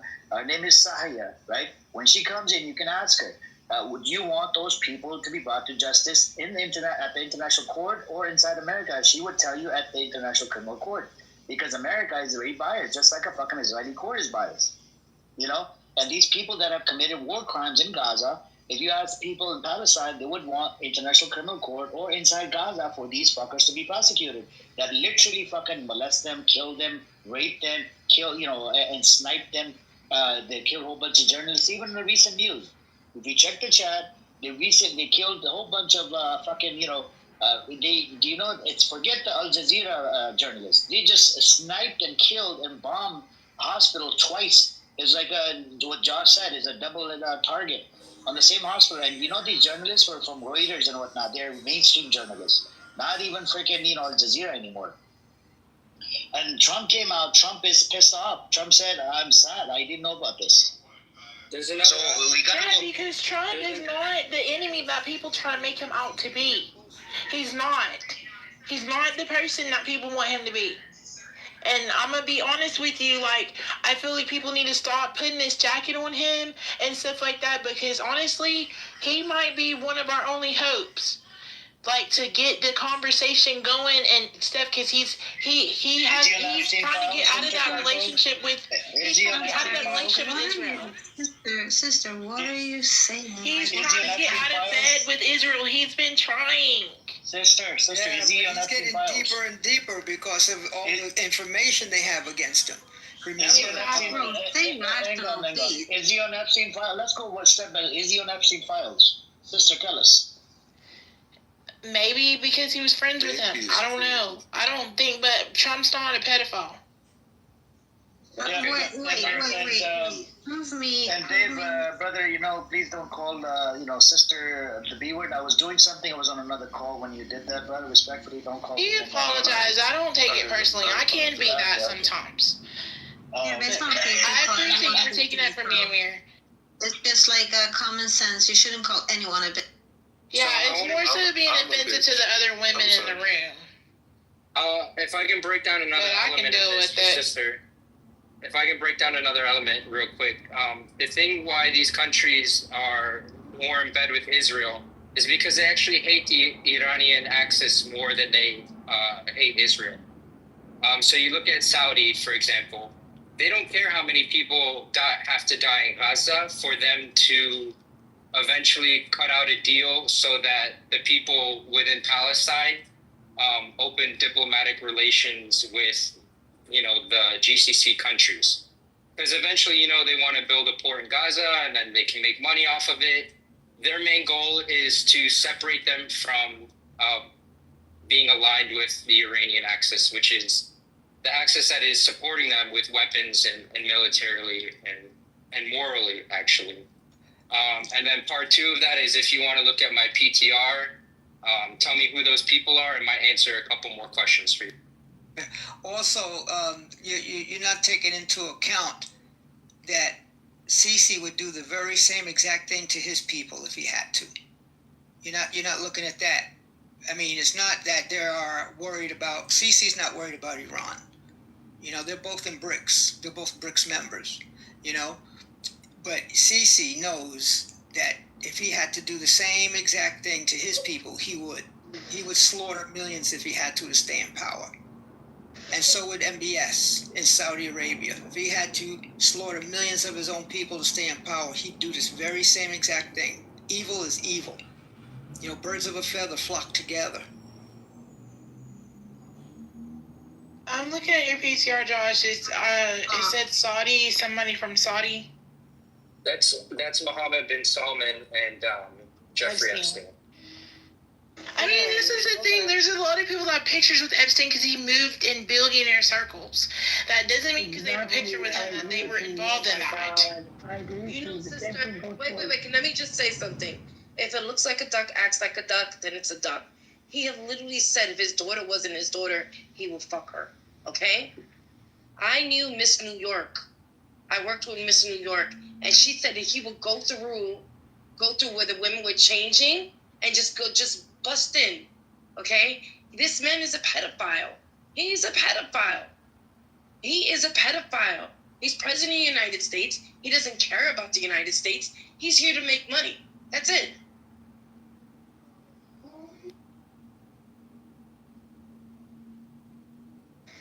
Why is he pretending? Why is he pretending as if there's no Epstein list? Oh no. Oh, by the way, the White House just opened up a TikTok White House, official TikTok White House.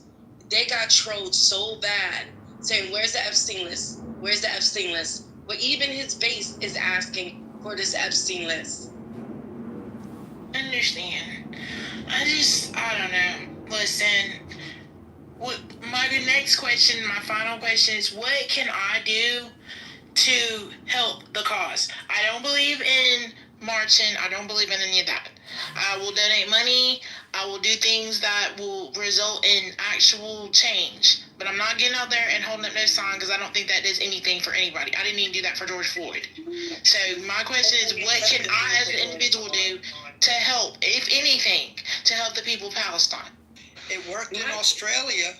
I mean, those people protested when they crossed that bridge. When they crossed that bridge, Nathan a lot.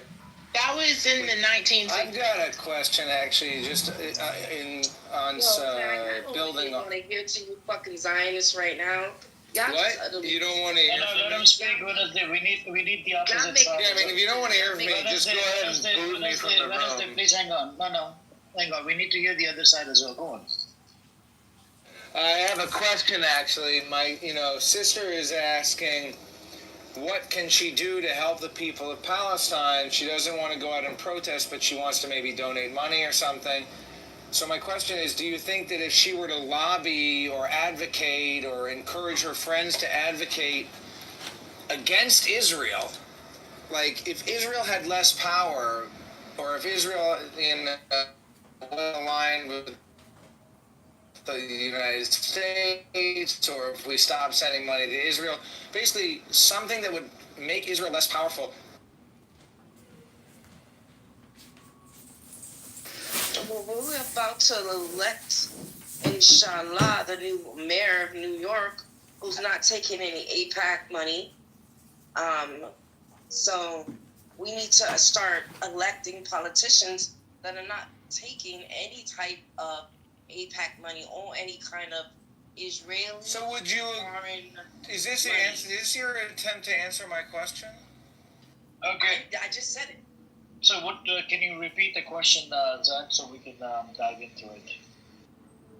Comes to, headache medicine or anything, first aid, everything is set here. Like they have everything they could possibly need. So are you part of HR, or in some way you administer this kind of stuff, or no? I'm kind of, but I'm not really. I wouldn't say officially. Because you could just give everyone, like a $20 gift card a week for snacks or whatever, and then people don't have to. What's that? Didn't it say New York out your mouth? But it's Philadelphia you need it.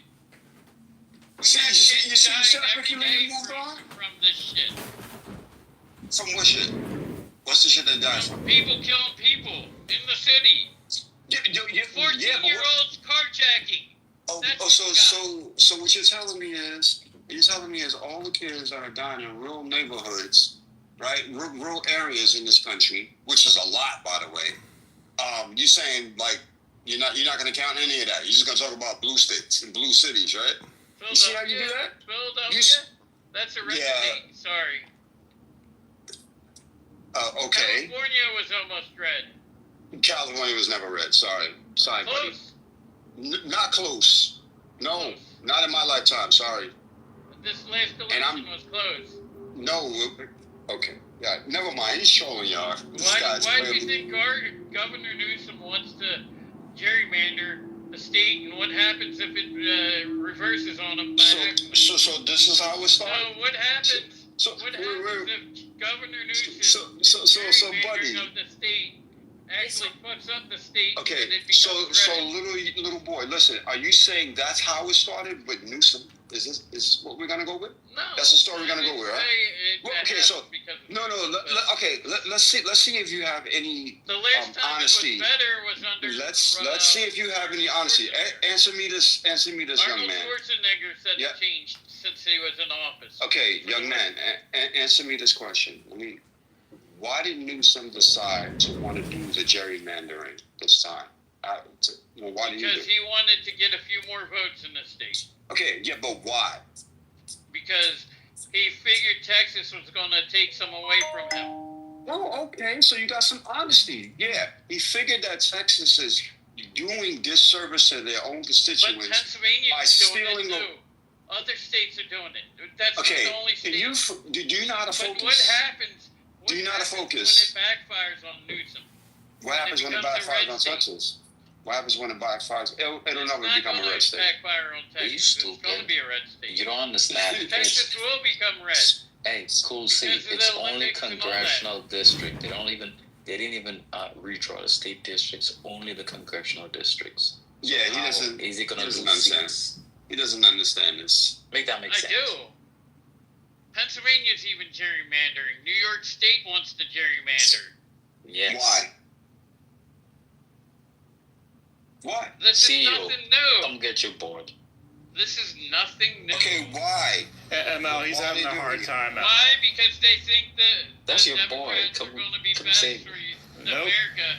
Nope. When the Republicans push everybody should get a job and everybody deserves a job, and you care more about the illegal immigrants taking your jobs. That's what most states believe. The illegal immigrants should have your most job. America believes you should have your own job, all of the good jobs. Hey, see, stop. You're just running your mouth. All of the good jobs, right, that were held by people in this country working for the government, they were losing it under the Donald. Donald made them lose their job. He fired them. Because right. So what are you talking about? You're talking about people who have been detained, kicked out of the country, people who've been detained, kicked out of the country, who were doing a particular job. Meanwhile, the really good, high-paying jobs that Donald got rid of. What are you talking about? He didn't get rid of. He condensed. He didn't get rid of them. Can you bring up the number? Can you bring up the number of individuals who lost their job under the Donald? For a truck driver, you're doing all of this? You guys are a bunch of idiots. I do feel like I'm an idiot. Let me stop that. You third-grade educated motherfucker pushing a 40,000-pound rig, and you basically have the education of a fourth grader. Shut up. No. Give him at least ninth grade. He got ninth. Yes. Point, I agree with you on some of your ideas. All right, so now one of my biggest ideas is for you to shut the fuck up, you stupid ass motherfucker. That wasn't the idea I agreed with you on, Point. Can somebody else jump in? What was your idea? Your idea. Who would like to jump in? Doing the t-shirts. Hood I'm doing the t-shirts. Yeah, I'm trying to hear Okay. this guy's All right. whiny ass voice. The truck.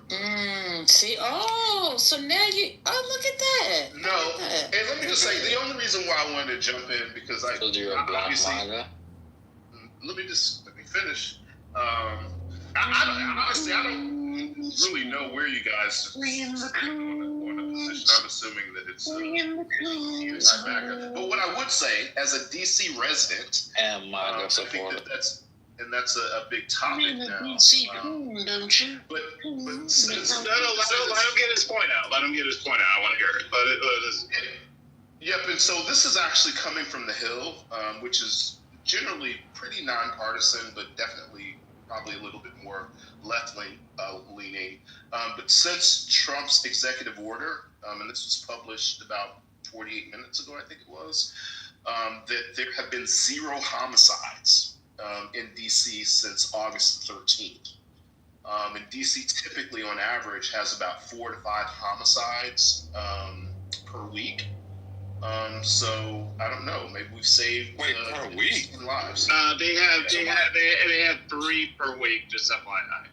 And then also, Hood, I have a question for you. So, the date. So, y'all just hold are on. so triggered, but you got. So, Hood, I have a question for you. I just want to ask an honest question. Hood, I just want to ask an honest question. So, with the stats you just read about like crime being down and stuff. Why all of a sudden is there a need to arm the National Guard if the current approach of them being unarmed has led to these results? What is the point of arming them now? They already had their arms. That's the thing. In DC, I'm asking, they're arming the DC National Guard. They weren't armed before, Hood. They're arming them now in DC. Why? Why do they need to be armed if it's working already? They did not. What do you mean? On Saturday, I can give you the article if you want. On Saturday, Hegseth said that the National Guard is now, all of them are going to be armed. They were previously unarmed in D.C. Not all of them. Not all of them. Some. Why would you ask a truck driver for any information on that? I mean, outside of like the National Guard being armed, could you maybe just answer my question? Because I literally have not spoken much, but I mean, like whether or not the National Guard is armed or unarmed. I didn't know that piece, but I mean, like, can we like just sort of ignore the fact that there have been like no murders in DC? It's wonderful. Hey, Hood, it's wonderful. It's wonderful that the last 10 days. Crime is down. There's also been I wouldn't say that there haven't been any carjackings. This is having an impact on the business community in DC as well. That is true. That is a good point. And so, nothing is happening. People feel like they're under a military occupation walking down the streets with their papers because this is the move. So I think, I don't feel like that as a black DC resident. I'm sure if you want to take that as a win, if you want to take that as a win, why can't I even speak? That's wonderful for you. But this is not America. This is not America anymore for you to feel actually be the fact, but for you to feel safe. It's ridiculous. It's an enormous sacrifice for your feelings.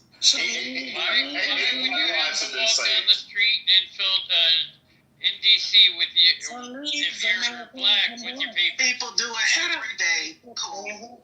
Ain't nobody. Yeah. Why would you have to walk down the street if you're black? The only people that are scared of DC is you. I'm not. Period. Why would you have to worry if you're black if you gotta have paper? Okay, let's have Hood and Quinn go back and forth. Cool, if you could just like hold out for a moment. So Hood, so Quinn brought up the point about the economic consequences in terms of the small businesses being impacted. Do you have any thoughts? Who cares? They're making money, the small businesses. What is it, like Facetune or one of those are like you can change your hair color now? Hold on, just take I made purple. Take a 3-minute timeout, all right? Just take a 3-minute timeout. They don't have to worry about that. Mute for 3 minutes, thanks. Go I ahead. think get like the real authentic pink. You would Yeah, have I mean, I definitely, sort of the streets aren't as busy. I think that it is having an impact. And that's a good thing, yeah.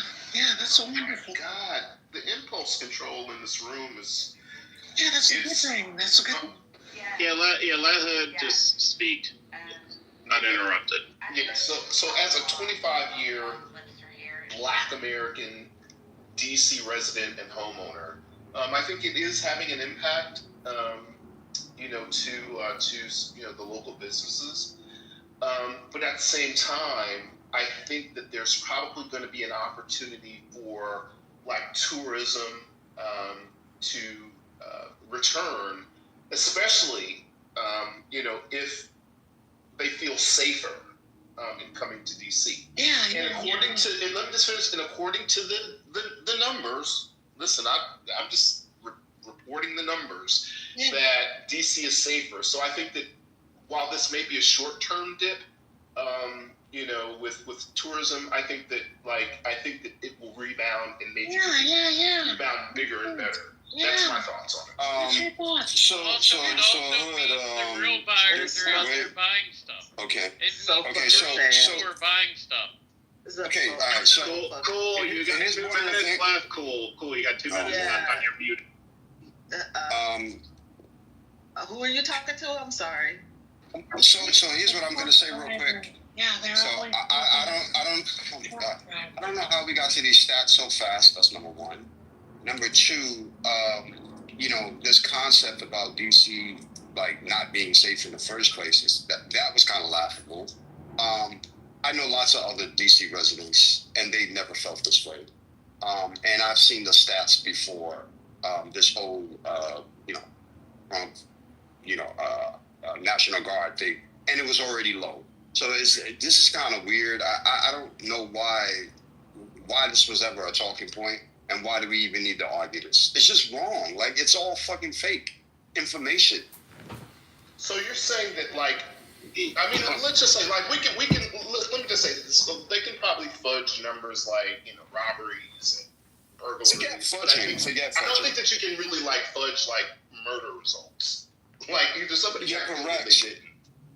So But what you're ignoring is that what people are reacting to is being occupied. So all the time, you remember when motherfuckers was going, popping their heads off about the lockdowns, and what if the National Guard was deployed to make sure that people complied with the lockdowns? Like this is not an emergency situation. People's freedoms, their sense of freedom, you talk about their sense of safety, their sense of freedom is being impacted. It's impacting your local economy, right, negatively, as it would impact our economy in Chicago, while we're still getting major tourism dollars. Nobody's afraid, except for motherfuckers who only know Chicago from watching it on fucking Fox News. Yeah. That is it. Yeah. So, I mean, you can feel scared. Like, it's a lot of scared, cowardly motherfuckers walking around here. I've never been scared even to walk through project buildings. I have done so in my life in this city. Okay? Like, give me a fucking break. And let's not ignore the fact that if you want to feel safe walking down the street, cool. How about walking down your college hallways? How about walking through your churches and your synagogues or a fucking Target? Right? I would love for our kids to feel safe and not have to get bulletproof backpacks and have live shooter drills. But as a nation, we've said that that is okay, and we're here for it. Yeah. So let's be here for it. I think we do have to be careful here in terms of like sanitizing DC too much. Like, it did make really good progress in 2024, but it's still ranked 4th per capita for murders and 7th for violence crime overall in the U.S. So there's a lot of room for improvement. We can make all the comments we make, but without sanitizing DC, it's getting to be a bit much. Excuse me, sir, but if we're going to look at the data. I know you heard me talking, sir. If we look at the data and we look at an average from 2022 to 2024, we definitely see the uptick of the improvement. Would you not say that as well? I said that. I said we can talk about the improvements, and there was an improvement in 2024. Absolutely. It's going in the right direction, 100%. So it is going in the right direction. So when you say sanitize it, like, what are we talking about? They're in the process of working it. It doesn't happen overnight. So when I say like it seems like we're sanitizing it, it's like when people are saying like DC safe and all this and that. If you're number 4 out of every city in America for murder per capita and number 7 overall for violence crime, that don't count as safe. CEO. It just doesn't. CEO. As a nation, we know what our problems stem from gun violence. Yes, agreed. And as a nation, we have said through in the public square that we are okay with that. So legal gun owners. I hear that argument. Excuse me. Don't look at cities in the face talking about gun crimes when people have walked through preschools and blown fucking white toddlers away, and white folks did nothing. What's wrong with that? Cool needs to shut the fuck up, because we see how y'all react to crime in your neighborhoods and your communities. You do nothing because you would rather have your guns, and so be it. Let me just say one quick thing. Legal gun ownership. There comes a point when there's illegal gun ownership. That's why all these the mass cities and shootings towns were by legal gun owners. Let me just say this real quick. If I could just say something real fast. Every day, bro, you've been in little cities yapping and towns. since I got on this app.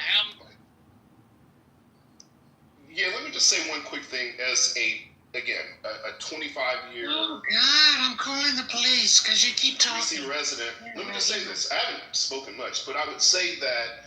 Operator, since I purchased my property 25 years ago. I don't care. You said that before. Every speech is moderators. Could you guys check your people? Every speech you make is my house 25 years. So you have anything else to bring to the table? Let him get his point out. Jesus Christ. When's it going to be my turn? You'll be next. You're right after.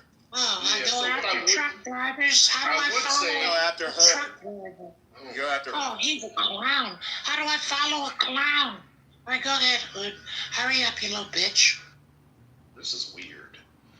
But anyway, what I would say is that sort of the big issue and the big concern that I have, with DC and sort of everything that's a function of it is the racial wealth gap, in DC. And, certainly, since I bought my property, quite honestly, I didn't really know much about the neighborhood. Well, let's talk about your property again. Could you? Oh my God. No, we want to focus on. I think you need to shut the fuck up and let me finish. Like, you're not funny, you're not clever, you're not cute. You're just really annoying. and I think that you're preventing people. All right, so Point's not on stage right now. Go ahead. Yeah, so I think the big issue is really the racial wealth gap in DC. And as much as has crime, since I lived in DC 25 years ago, and it was even worse before I moved to DC, that the reduction in crime in DC, it's not a function of sort of like the Washingtonians, the native Washingtonians, that the education improved or their wealth position improved or any of those things to sort of eradicate, a lot of the violence and crime in DC, but it's because they were literally gentrified out. And, I come from a pretty neutral political position because I just personally think that the white liberal establishment is as evil, if not more so evil, than the white conservative establishment. And, I'm just a firm believer, the core of who I am. I think that white liberals, across this nation have been ethnically cleansing the Black American population across all of our inner cities, which is why they're so pressed and will do anything to replace that population with illegal immigrants. So, so that's just let me just finish. Let me finish. I'll land. So, listen, when we see, people bragging about, DC is, the crime is improving, and that's only because wealthy white liberals are forcing and gentrifying Black people out of their neighborhoods, and so that's it. So, when you said white liberals are ethnically genociding Black people, that's a really big allegation. So can you give your evidence of? Yeah, I think that when you look at our voting patterns, it's Black Americans, we're overwhelmingly, support the Democratic Party, which is sort of the engine under it are, white liberal and white liberal ideologies and oligarchs. And I think that we've put them in control of our politics. And I just fundamentally, this is just me, like Malcolm X said, really the only difference between a white liberal and a white conservative is that they both want power. But what the white liberals done is that they've been very effective in posing as the Black American's friend and benefactor. But sort of the core of who both white liberals and white conservatives are is that they're both anchored, in my opinion, at ensuring that white people control the wealth in this country and that white people control the politics. I think that everything else is sort of red herring issues. But even when you look at, say, for example, the Democrats and their political chance of addressing wealth inequality through reparations legislation. We saw that Gavin Newsom, after the 2-year reparations task force, AB 3121, they came out with 2 bills, out of that to advance reparations in California, which basically were derailed by the California Black Caucus and Gavin Newsom himself.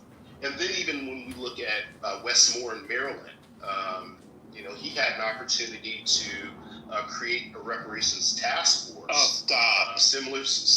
Let me finish. Similar to California.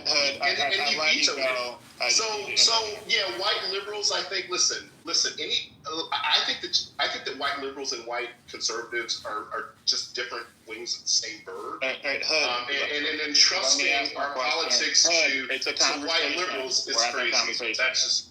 Okay, we're having a conversation. So, Wes Moore just said no to a study because he already had 3 studies, right? He said, come back with an action plan and then I'll do something on it. So, what was your issue there? And then second, can you not say the whole thing about white liberals are committing ethnic genocide? Because I asked you for an example of I this, said and you the did white not liberal provide one. establishment. The white liberal establishment. Okay, yeah. So I didn't. Margaret Sanger did that. I didn't hear an example of the ethnic genocide. No, not Margaret Sanger, stupid. Planned Parenthood and Exactly. Margaret Sanger, abortion control, stupid. 20 million. Abortion control, stupid. Imagine if you had 20 Margaret million Sanger black advocated for birth control, not abortion, you assholes. Abortion is essentially. Read a book. Margaret Sanger advocated for birth control. Read abortion. Exactly. Stupid ass. White liberals have been genociding like black people for decades. So y'all against birth control? Is that what y'all are coming for now? Yeah, because black people are the only one that use birth 20 control. million 20 million black people have died. You don't give a fuck. How do your black neighbors feel about it? Or do you live in a segregated community? Do you have any black friends? Imagine having more families. Get the fuck out. Yeah, abortion, in my opinion, is essentially ethnic cleansing that's been sold as a woman's right to choose. Just my opinion. Living in a police state is not a liberal issue. Okay? But the Democrats and you know what I think a generation from now, you niggas, kids probably. Oh wow, we're niggas now. That's offensive. Absolutely. Yeah, can we fucking have a debate without ad hominems? Excuse me. Yeah, don't call me a nigga. Democrats push Stop with the ad hominems. You niggas. I think we can have a civil discourse without people, without you calling people niggas. But the Democrats push separation of fathers from family. Yeah, can we moderate this space? I don't appreciate being called a nigga. Flangs go. I'm sorry, I say your name right. How do I say your name? I'm sorry. How do I say your name? King. Okay, I'm sorry. You have the floor. A generation of now are gonna be talking about the Democrats when all along. Who keeps hitting mute? When all along it's y'all rooting for the fucking military, the police. I'm doing it. Y'all talking over each other. Can you stop, please? Nobody's talking. No, you were, ma'am. I wouldn't have did that. Nobody. Yeah, I was talking. Nobody was talking over me. Okay, so I'm crazy now. I'm a crazy nigga. Go ahead. Thank you. So, yeah, remember how we wanted to talk about the crime bill, but we didn't want to talk about all the black people that was behind the scenes rooting for the shit? Now, y'all are the ones rooting for the shit. A police state.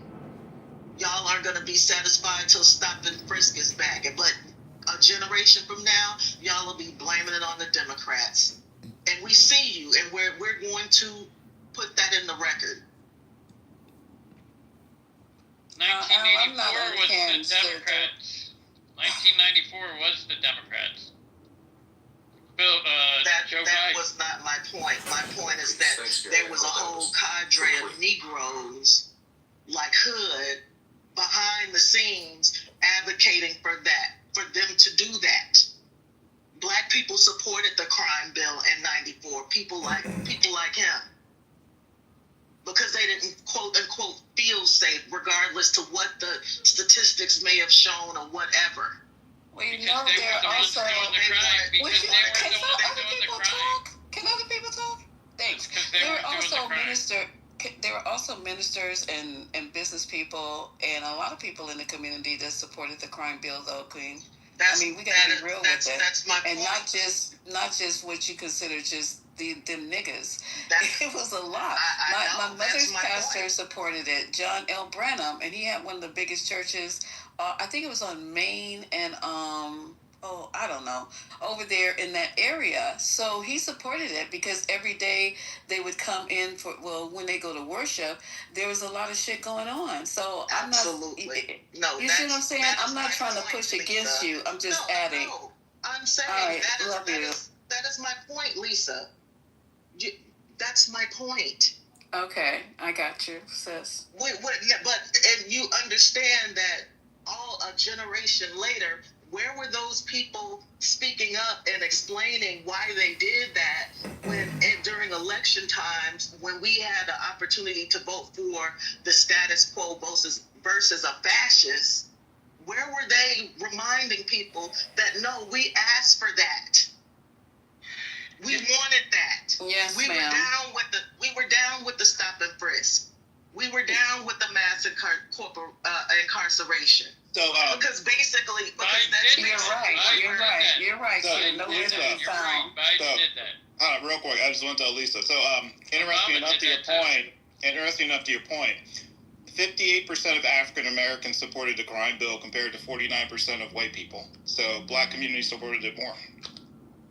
And this is this is nothing but a repeat. We have learned nothing. That is my point. Can you link that? We have learned nothing. Appreciate it, thanks.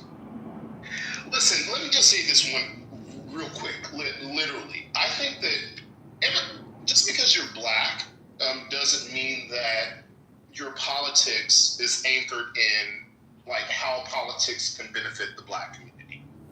If that's not you, that's fine. But I think that for those black people that want to weaponize and leverage politics to improve the black community, I guess sort of the message that I'm saying is that I think that we need, as black people, that group of black people, I think we really need to start envisioning a different way of doing politics. Because if we continue to sort of fight and banter, between supporting and advocating for Republicans or Democrats, I just think that we're always going to be in this perpetual cycle of like status quo, because neither of these parties are anchored in weaponizing politics to improve the black community outside of just using us for our vote. And I think that as long as like black people just see ourselves, fighting to defend being on plantation A or plantation B, I just think we'll never get anywhere. I think that we need to envision a bigger politic. Why anything that have to do with us is plantation? I don't know why you keep using that terminology. Plantation. Plantation mindset. There's nothing about the point that I'm making. Let's say I didn't say plantation. Are you going to talk over me? Well, you're gonna talk over me? You're trying to redirect No, I'm not trying to do shit. I just asked for a minute so I can finish my. That's what it is. This you're plantation bullshit that you guys. Okay, I'm gonna mute you or either throw you down. That's one fine. or the other. That's fine. You go ahead. One or the other. Yeah, my point. But you coming in here and just loading on, shitting on the stage, talking about plantation this, plantation that. You don't use that type of terminology when you talk about white folks. There's nothing about me being on a fucking plantation in 2025, sir. Not one fucking thing. Not my kids, not me, not my family, not my fucking community. So you need to find another fucking talking point when you start talking about, my community. Seriously, I'm getting sick and tired of that. And these white folks come and take this shit that you're saying and they take it and they spread it out. Just like we had this motherfucker in here the other day who said that you niggas, and I'm going to say you niggas, because he called me a nigga for straight out the bat. And I said, how do you find you have the authority to call me out my name? He goes, because you guys use it as a term of endearment. So I'm calling you a nigga. And this is the shit that you guys started. So don't come in here and start talking about a motherfucking plantation. And then all the people sitting in the audience who don't look like me, who don't give a fuck about me, who don't give a fuck about my community, all of a sudden they hollering, they're echoing your fucking talking points. That's all I gotta say. Thank you. Good. You don't recognize that you're being, like, our community is being used as a pawn right now in this situation? Our community is being used as a pawn by both parties. I'm talking about right now. pedophile. Our history, as black people in this country politically, didn't start on August the 25th, 2025 at 2:52 p.m. Yuri, you can speak to me directly. Yuri, you can speak to me directly. Okay, I said it. So what is the problem with what I said, Yuri? You're on stage. You can unmic.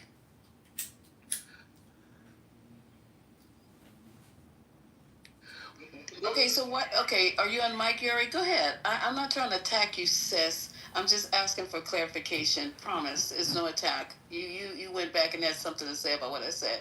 So I can't hear her. Can anyone else? Is there something wrong with your mic, Yuri? Are you trying to speak? You might have to come back. Well, I don't see anything wrong with plantation. I think you're. Hey, I don't give a fuck what you think. I just what I think. Democratic plantation. I don't really give a fuck, Al. If you that's like not being on a nice. fucking plantation because you think that shit is cute, go right ahead. Nobody's stopping you. I said, me, my family, and my community. Where you live, plantation might be a thing, babe. But that's because you're not. You black people are fucking confused. Lisa's not even from America. Like, her family's not even American. I know you're an immigrant. I'm not a fucking immigrant. You don't have relatives that live on plantations, so you're not in a position to speak with, to the descendants of American slaves that have families that lived on plantations. I know you're a Southerner. You're an immigrant. You're an immigrant. Just talking out so your ass as you're an usual. immigrant. You're an immigrant, Lisa. You're an You're immigrant. an immigrant. And you're gonna be what they call those people? Audience observer. How about that?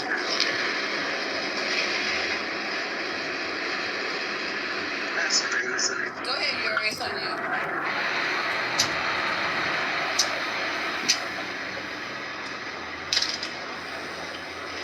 Kind of interesting that just being it's kind of loud, being used as an insult now. Look, Al. Let me just make something perfectly clear right now. I don't tell you how to feel. I don't tell you what to say. I don't tell you how to take care of your family. I don't tell you shit. I said to me. So don't get on here telling me how to feel about somebody saying that I'm on a fucking plantation. The nerve of you. Who the fuck are you? Are you the black king now? That we gotta, whatever you say, we have to take it and we have to eat it? Who the fuck are you, Al? No, I'm not saying that. I'm saying that you're offended because it's referencing slavery, but I'm not offended by slavery. Like, I'm not offended. If you're an immigrant, that's probably why you're upset I'm about not a history. fucking immigrant. Would you like me to call you out your name in a minute? My people's blood is in this soil.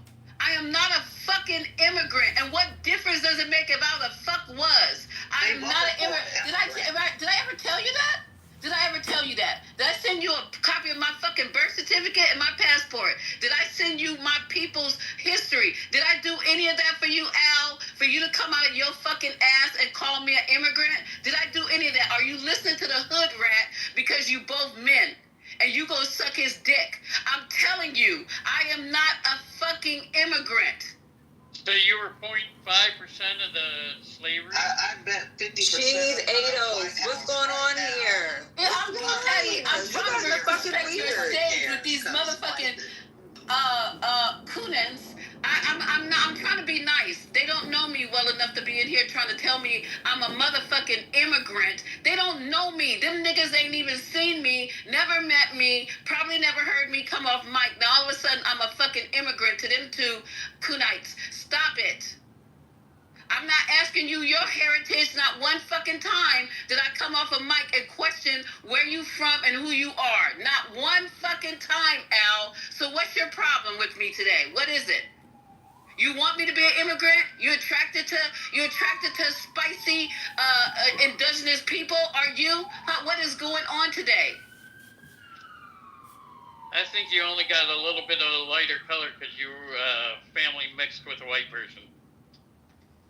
What? Shut the fuck up. Light skin. There are a lot of people in this room, sir, who are mixed. Now, what's your problem with it? What's your fucking problem with it? There are a lot of people on this stage who are light of skin, like you want to say Okay, so what's your nothing wrong problem with with light it? skin. I don't know what's going on. Nothing's wrong with it, but you're saying you're not an illegal immigrant. Cool, where are you from? You're Are not you a an recent immigrant. Are you a recent immigrant? How many generations have you been here? Well, my family heritage goes back to a president. Which president? So, President Clinton. Hood, I'm about to block your dumb ass. I swear to God, I have nobody on my block list. You're gonna be the first motherfucker. Lisa, do you think that my life revolves around like? Do you think my life revolves around you, nigga? Fucking Clubhouse, like. Do you fucking no? I don't think it revolves around Clubhouse. Like You fucking weirdo. block me. I think you come in here and you think you got gotta. I don't even know you. Think that you like, why do I give a fuck so about you? Get out of my drawers, nigga. If you don't know me, climb out. Climb out. I know you like it there. I know you love it there. But climb the fuck out. Let's bring it back. Let's bring it back. He's a fucking idiot. Let's bring it back. Yeah, Let's bring it back. So yeah, who said that? Who said let's talk about Trump? All right, so let's just stick to knowing what we know. If you have to ask a question, just ask a question. I don't know Lisa's background, but I don't think that she's an immigrant. So we can move along. Next on the docket, what's going on? Nothing? Y'all done? Can I just say really quickly, Be nice, Al. Be nice, Al. I'm not going to say anything else about the whole plantation thing, because I think it's a sore spot for a lot of people. Keep the peace. Keep the Yeah, I'm peace. trying to keep the peace. I'm saying for me personally, like when people mention, getting off the Democratic plantation. Is that your wife in your PTR? Al. You know it is. So you better not say another fucking thing to me. Because I will roast and toast and chop and dice your motherfucking ass right now. I'm going to let you know that. May I ask right? a question? It just shows you haven't matured and grown out of your Shut the fuck up. So this is something that I have found myself pondering on a lot recently, in the dawn of conservatives, black men, and how they talk about the nuclear family. And for me, I always am stunned or lost on how to continue, because their nuclear family always is an example of the whiteouts of their bloodline. The nuclear family, familial unit that they speak of is never a black man, a black woman, and black children. It's always why does it matter to you? A white woman and mixed children, and they purposely seek out the whiteout of their bloodline, and that is just amazing to me, because in a generation or two that Queen spoke of, their children won't even be black. So, typically, y'all are your own bloodline, and it's comical to me. Like you are colonizing your own bloodline, and that is just insane to me. I don't get why that matters. Cosplay nigga. We got 3 black men up here. This man's married to a white woman. Go come in here and try to But you didn't say this from Kamala Harris, that's a black woman but married to a white and then has his She fucking washed her PTR and his stuff in French. Nigga, you got a nerve. You really got a fucking nerve here. And I'm gonna let you live right now, because you got a fucking nerve. But it's called the nuclear. Hold on, Kusi. Give me a second, Kusi. Kusi, stand down. So it's called the nuclear family. It doesn't matter. I don't think it matters exactly what the race of that nuclear family is. It's just being a unit. So it does when the nuclear family is brought up as a remedy to black community problems, and then black men say, "Oh, black nuclear family," but not all of a sudden that concept is lost upon you. I don't understand. Y'all the black women are nasty. But no one listens to those black men. He's black. Why is he talking to me? Y'all lay out these solutions to communal problems, and then when we go back to the table and say, "Hey, Mr. Leader of Community, this resolution does not fit the community outlook." And now black women are nasty to black men. But a black Are you a black man? So Kofi, I don't know why Kofi. Hold on for a second. Kofi, are you a black man? No, but I can see it. So do you fuck black men? Do you fuck black men? So why are you talking? This conversation does not pertain to you. Black men. This conversation does not pertain to you. You're not a black man, nor do you fuck black men, so how do you know? But why do you think the household's separate? This conversation is not pertaining to you, because if you want me to talk about you, we can talk about how white men have a bad day at work, go home, and commit familicide. White men be okay? All because you didn't get that raise, and Marita came in and make $2 more than you. Don't start with that. Because white men have familiar problems as well. The white guys well, really this have an proves how you're nasty to black men. Y'all are your nasty attitude to y'all towards daughters. a black How man about that? in this country. Ain't nobody more nasty for their family than a white man who has a bad day. Y'all have CP of your children and then come home and commit suicide, kill everybody and commit suicide. What are you talking about? Your boys do it on the street because their mothers are the only ones raising them. Oh my God! So the black men who do sleep with the black women and get them pregnant, leave them. Those guys are losers. Those men don't count for the majority, the 80+%, maybe black men who actually do. With my, I'm saying, but the point I made. You're there's a lot of black men. Women, when I'm talking about black, because I specifically spoke about a particular type of black man. But those are the minutiae of society. Why are you even giving them credence? Procreates with white women, and they talk about the longevity in the black community, and that it doesn't work like that. Yeah, but why don't you focus on the majority versus the minority of people who do things? Because I'm focusing on what I brought up in the conversation. That's why. Yeah, but see, the thing is, people get. I brought up Why is Kosi still talking? Let me help out real quick. Wait a minute. So Kosi, you're in the truck. I know you think that we're supposed to just pay attention to you because you lack color, but that's not going to happen. Omari and Oasis are having a conversation, and we're going to allow them. If you continue to interrupt one more time, that's all you have. You will be placed in the go. Okay? Thank you. Go ahead, Oasis and Omari.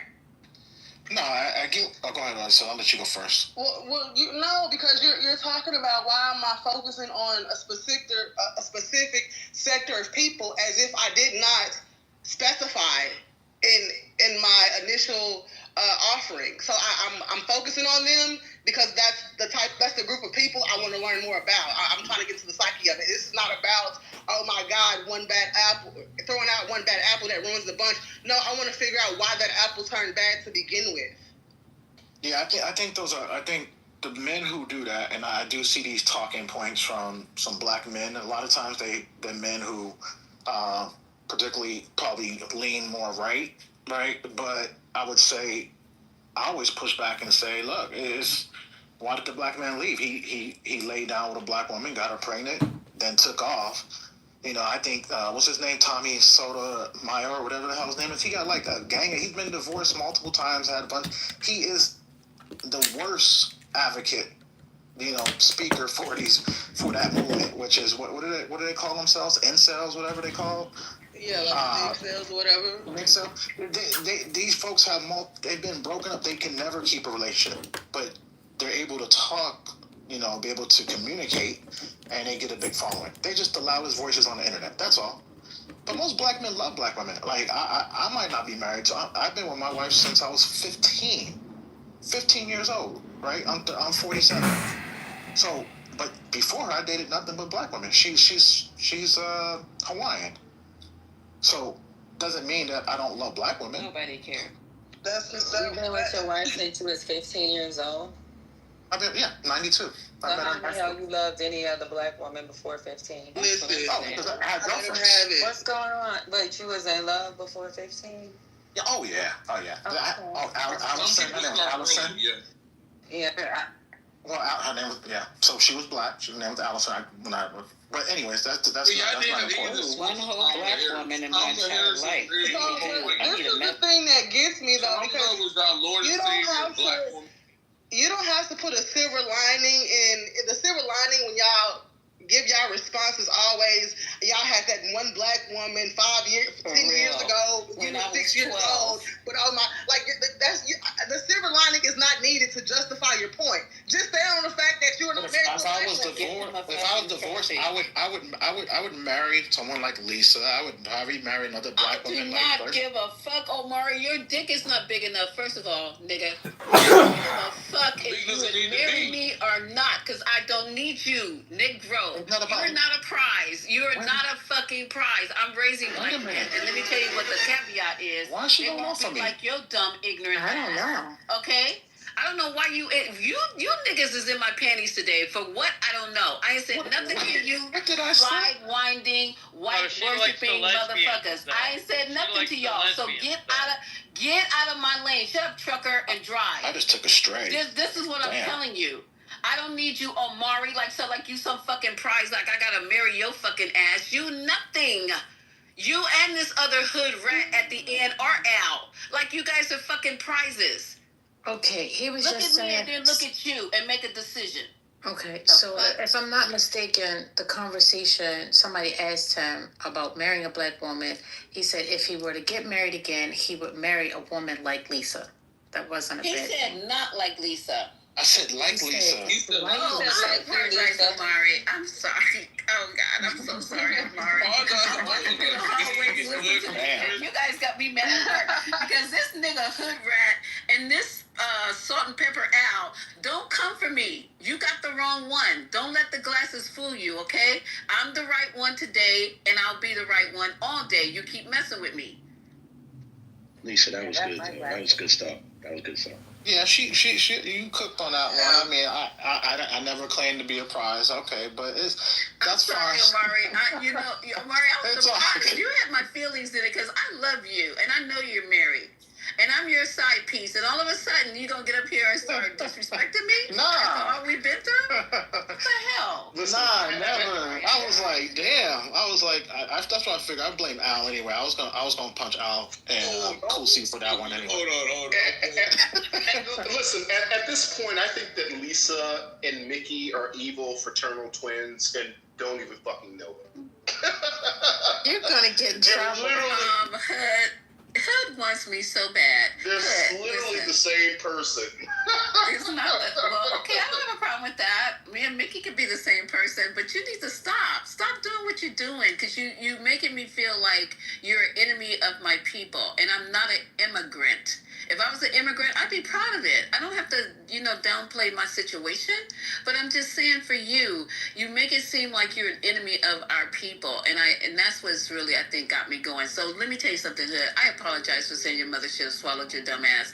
I apologize. I apologize for every bad thing that I said about you, okay? Can we start over, me and you? That's fine. Okay, thank you. Let's go on a date. You gotta pay though. Let's go on a date. I always pay. Ask around. Well, I'm actually married, so. Well, I can't go out with you then. We're good. So just back to Lisa, you stealing my one-liners. Wait, where's my apology? I don't apologize. You remember Lisa, you remember when I told Manfinity that his mama should have swallowed him and he had a fit? He had a conniption on stage. I thought he was gonna die right there. I wasn't trying to be as mean as I sounded. Since I'm an immigrant, I'm spicy. I'm not an aggressive, angry black woman, so I could be labeled as spicy since I'm an immigrant. But I love black men. I love you guys. Just please don't marginalize me or our community, and we'll be good. Well, can I get an apology from Oasis? Because Oasis, I don't know what her issue was. She got on stage to attack me. That's for her. That's if for we're you. giving her apologies, Oasis, I'll take one. But I would say that L really quick. Good. Someone I don't know reference me. Yes, I'm ready for my apology. What? You better off having that white woman ancestors apologizing to you. You can kiss my ass. I know that's right. How's somebody gonna tell you to give them an apology? That's weird. Y'all weird in here. Ella, you still there? Illinois Election Commission. Oh, yeah, I'm still here, yeah. Illinois 16 voter roll for Doris. Oh, I didn't say Al. I said L. Hi, I'm here. Hey, sweetie, I don't know if you saw my response in the chat. Being an immigrant, there's nothing insulting about being called an immigrant. But when a black American is called an immigrant, if they're not an immigrant, it feels like an insult because see, I know my family's past all the way to slavery. I know where I come from. I know what my family sacrificed, and it's insulting because I was born here. My parents were born here. My grandparents were born here, and my great-great-grandparents were born here. So, and none of us asked to be here. Right. And I can't freaking leave. I wish I could. I'm not going to abandon my children, even though they're grown. I'm not going to just abandon my home and my children. But I wish I could leave because I'm scared about what's about to happen. It ain't going to happen to me. It's going to happen to Al and anybody else in here that's pretending to be white or I'm not our white adjacent. I don't know. Or our white adjacent. I want to hear Saunders. Can you continue? I'm listening. So no, it's not an insult, not at all. Because I have friends from lots of different nationalities, immigrants, everything. I mean, I grew up with a bunch of Jewish kids. I went to synagogue. I did everything because we all went to church together. I went to the Catholic churches. I did everything because we were all together. That's how I was raised. So no, it's not an insult. But then again, it is because when you look at the way we're being. I'm sorry. I was hearing it used as an insult. I mean, I'm proud of being an immigrant, that my grandparents immigrated here and built what they did. I think for you guys, it's like a double thing. It's, they're saying... What did your grandparents build? They got to America after they're already built. So I'm speaking... They didn't build not only are they saying that, they're also negating what your family and your descendants did to build this country. Both are. But I was reading it and hearing it as the word immigrant seems to be flung about right now as an insult, which is, first of all, stupid because other than the Native Americans, we are all immigrants. No, we're not immigrants. Black Americans are not immigrants. Yeah, we're not. We did not voluntarily come here like exactly. So that I understand, because I'm here to understand, what you're saying that when I use the word immigrant to describe my grandparents who came over out of need from Russia and to, flee from the Holocaust, that the way that you guys use the word immigrant is different than that. No, you made a specific point to say that the only people who are not immigrants in this country are Native Americans. And Al's point and our point is that the slaves that came to America, unlike your Russian ancestors who came to America voluntarily based on need, is that we were brought here and our ancestors were brought here against their will. So we don't consider ourselves immigrants. Set up shop outside of I got it. That's really helpful clarity for me. Thank you. And even worse than that, right? Your ancestors came here because America was a highly developed country based on the free labor of our ancestors, right? So your ancestors fled to America because of economic opportunity based on the exploitation of Black Americans. So for you to get on this act and say, "Oh, we're immigrants," is very disrespectful. No, they actually came here because they weren't really that well liked in their own country. Well, that's their own fault. Usually they had nowhere to go, and America actually turned most Jews away. So there's a lot of history here, but I'm just trying to understand. Though you can look up anti-Semitism in Europe and where it originated. Yeah, I'm not going to get into that with you. It's helpful for me to understand how you're using the word immigrant. So thank you. Here to learn. Yeah, our arrival as slaves predated the formation of this nation. So a lot of us consider ourselves native Black Americans. There's some that argue that we're actually indigenous and native to the land. I don't support that position, but I can say that we're native to the formation of America as a union. Yeah, and can I just say for Sandra or anyone else who thinks I have something coming to me because I'm part of the white community, I'm not afraid of anything. All this fear-mongering about Trump, none of that affects me. I'm not impacted by that. You're part of what community? He's a part of the white community, he said. They gonna have your ass admit it. He said he's a white man because he put his penis in a white vagina. So he's a white man. They gonna have your ass admit it, and they gonna whip you silly. And every Sunday he gets to sit at the white table when he goes to visit his in-laws. Transition, brother? What in the racial double sauce going on here? Rachel. He eats chicken with pepper and salt with mashed potatoes and corn. But you know what's interesting? Let me just say, That's why I said salt and pepper only. But let me just say this: if this is in fact Al's wife or partner, a white woman, do you think that he, given his... That is his wife. We know that's his wife. It's not the first time we meet him. Yeah, but I'm just saying that given his position on, like, empowering and advocating for black people, that if he were ashamed of his wife, do you think that he would, like, put his photo up? This Negro, where did he advocate for the black family? He just said he went over to whiteness. Then why your wife didn't come over to blackness? This is crazy as hell. Because when my mother married my dad, there was a total separation between him and his whole fucking family. You know, because to be with it's not him submerging or us submerging into whiteness. It's just wild. That was the wildest statement I ever heard a black man say, I think, in the history of black men. Oh, stop being so dramatic. That's not dramatic. You've heard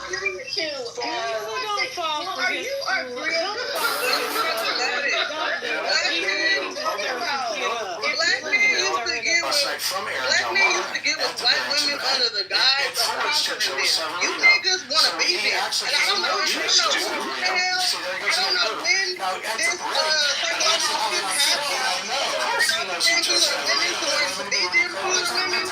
But y'all are acting like you lose it fucked up. Let me just say this real quick. Listen, I'm not a swing.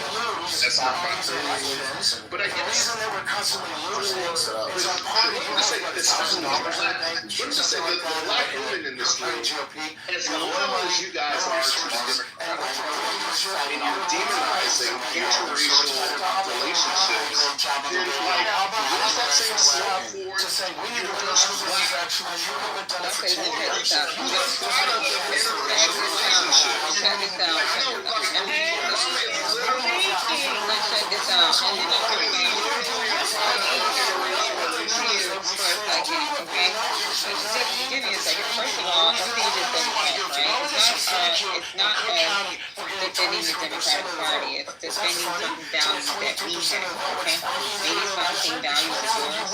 And then to say something about you. Do you know that every one of these motherfucking mods are fucking liars? I mean, you're anything about transactions. You're an abject failure. We are winning elections, and you're talking about winning elections. That's how come on, man. And then some of us have family. That even makes it worse. Over and over. Yeah, you're going down. You're going down. Because you don't have to shut the fuck up, nigga. I was trying to be a little fucking respectful. Now you got me out my body. Is that got him? You fucking clown. Shut the fuck up. Go back to your fucking rat hole that you came out, you fucking...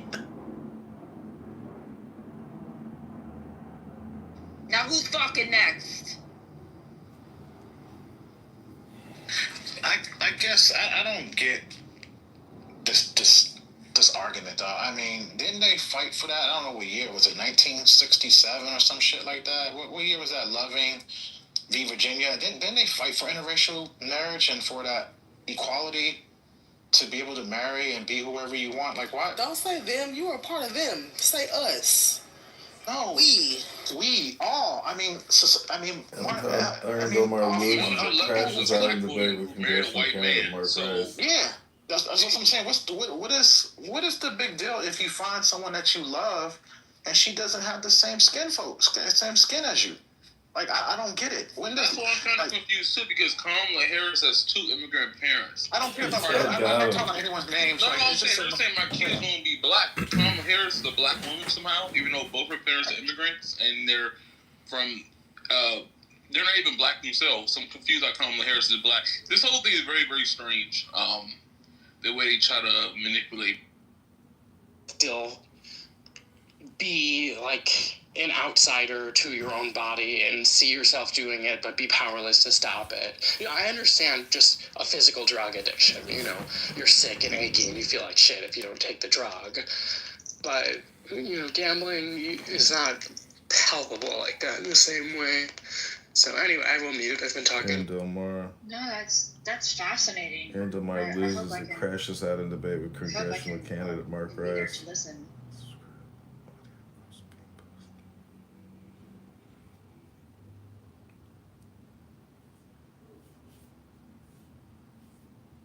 And of course, I think about the people who design slot machines now and are the same people who develop video games, because they are, they're not mechanical reels anymore. They're just computer software. So I think they must have the best video game developers in the world and the best psychologists in the world, all working in tandem to make the experience as addictive as possible. So I couldn't imagine being on one of those teams and knowing that your life's work goes to creating a product that is most effective at destroying people's lives in such an efficient way. Oh my gosh. Hey, good morning, Holly. Was that? Hey, okay. Are you already done with your shower? I am. Good job. Right? Wash your hair and everything? Serendipity is a tiny woman. She's not a big back. It doesn't need to take her that long. What do you mean? I use it as therapy for myself. I'm like, I need an hour, okay? Me too, but I do the therapy showers. Yeah. This was just a get my hair washed. Yes, Yeah, I do. That's right. Oh, like the long hot shower, I'm just saying. Oh, God, yeah. Oh, it was nice and hot. They're always nice and hot. Then at the end, I make it super freaking icy cold for like a minute and a half, 2 minutes to cool my body temp. Oh, yeah. It's good for you. My house is cold enough that, getting out of the shower, you step into a freaking iceberg, so. Yeah! That's the best. I live in a condo, and somebody had the brilliant idea of instead of putting the bathroom at where the windows are, they put it in the middle of the unit, like in the middle of the box, basically, of several units. So it's on the inside of the building. And so, and what the significance of that is that in a subtropical environment, it traps in moisture unless you have, the fan can only do so much work, but and you have to have a dehumidifier. I don't know how people would survive without one, because then the other brilliant thing is they also have a closet next to the bathroom. What? Let's have everything mold. Where is it? The closet? No, like the geographical region. I'm sorry. In Atlanta, Georgia. Oh, okay. Is that considered tropical? It's subtropical. Oh.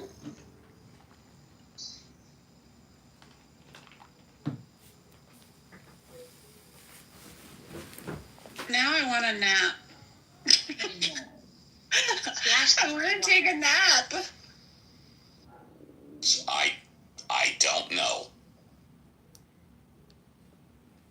I don't know if they can. I don't know if it's constitutionally protected, because we restrict the constitutional rights of many immigrants. For instance, Abby, you're well aware, you can't be in certain types of protests as an immigrant to this, on a college visa. You can't. And that can be revoked at any point in time, given the Secretary of State. And all of this,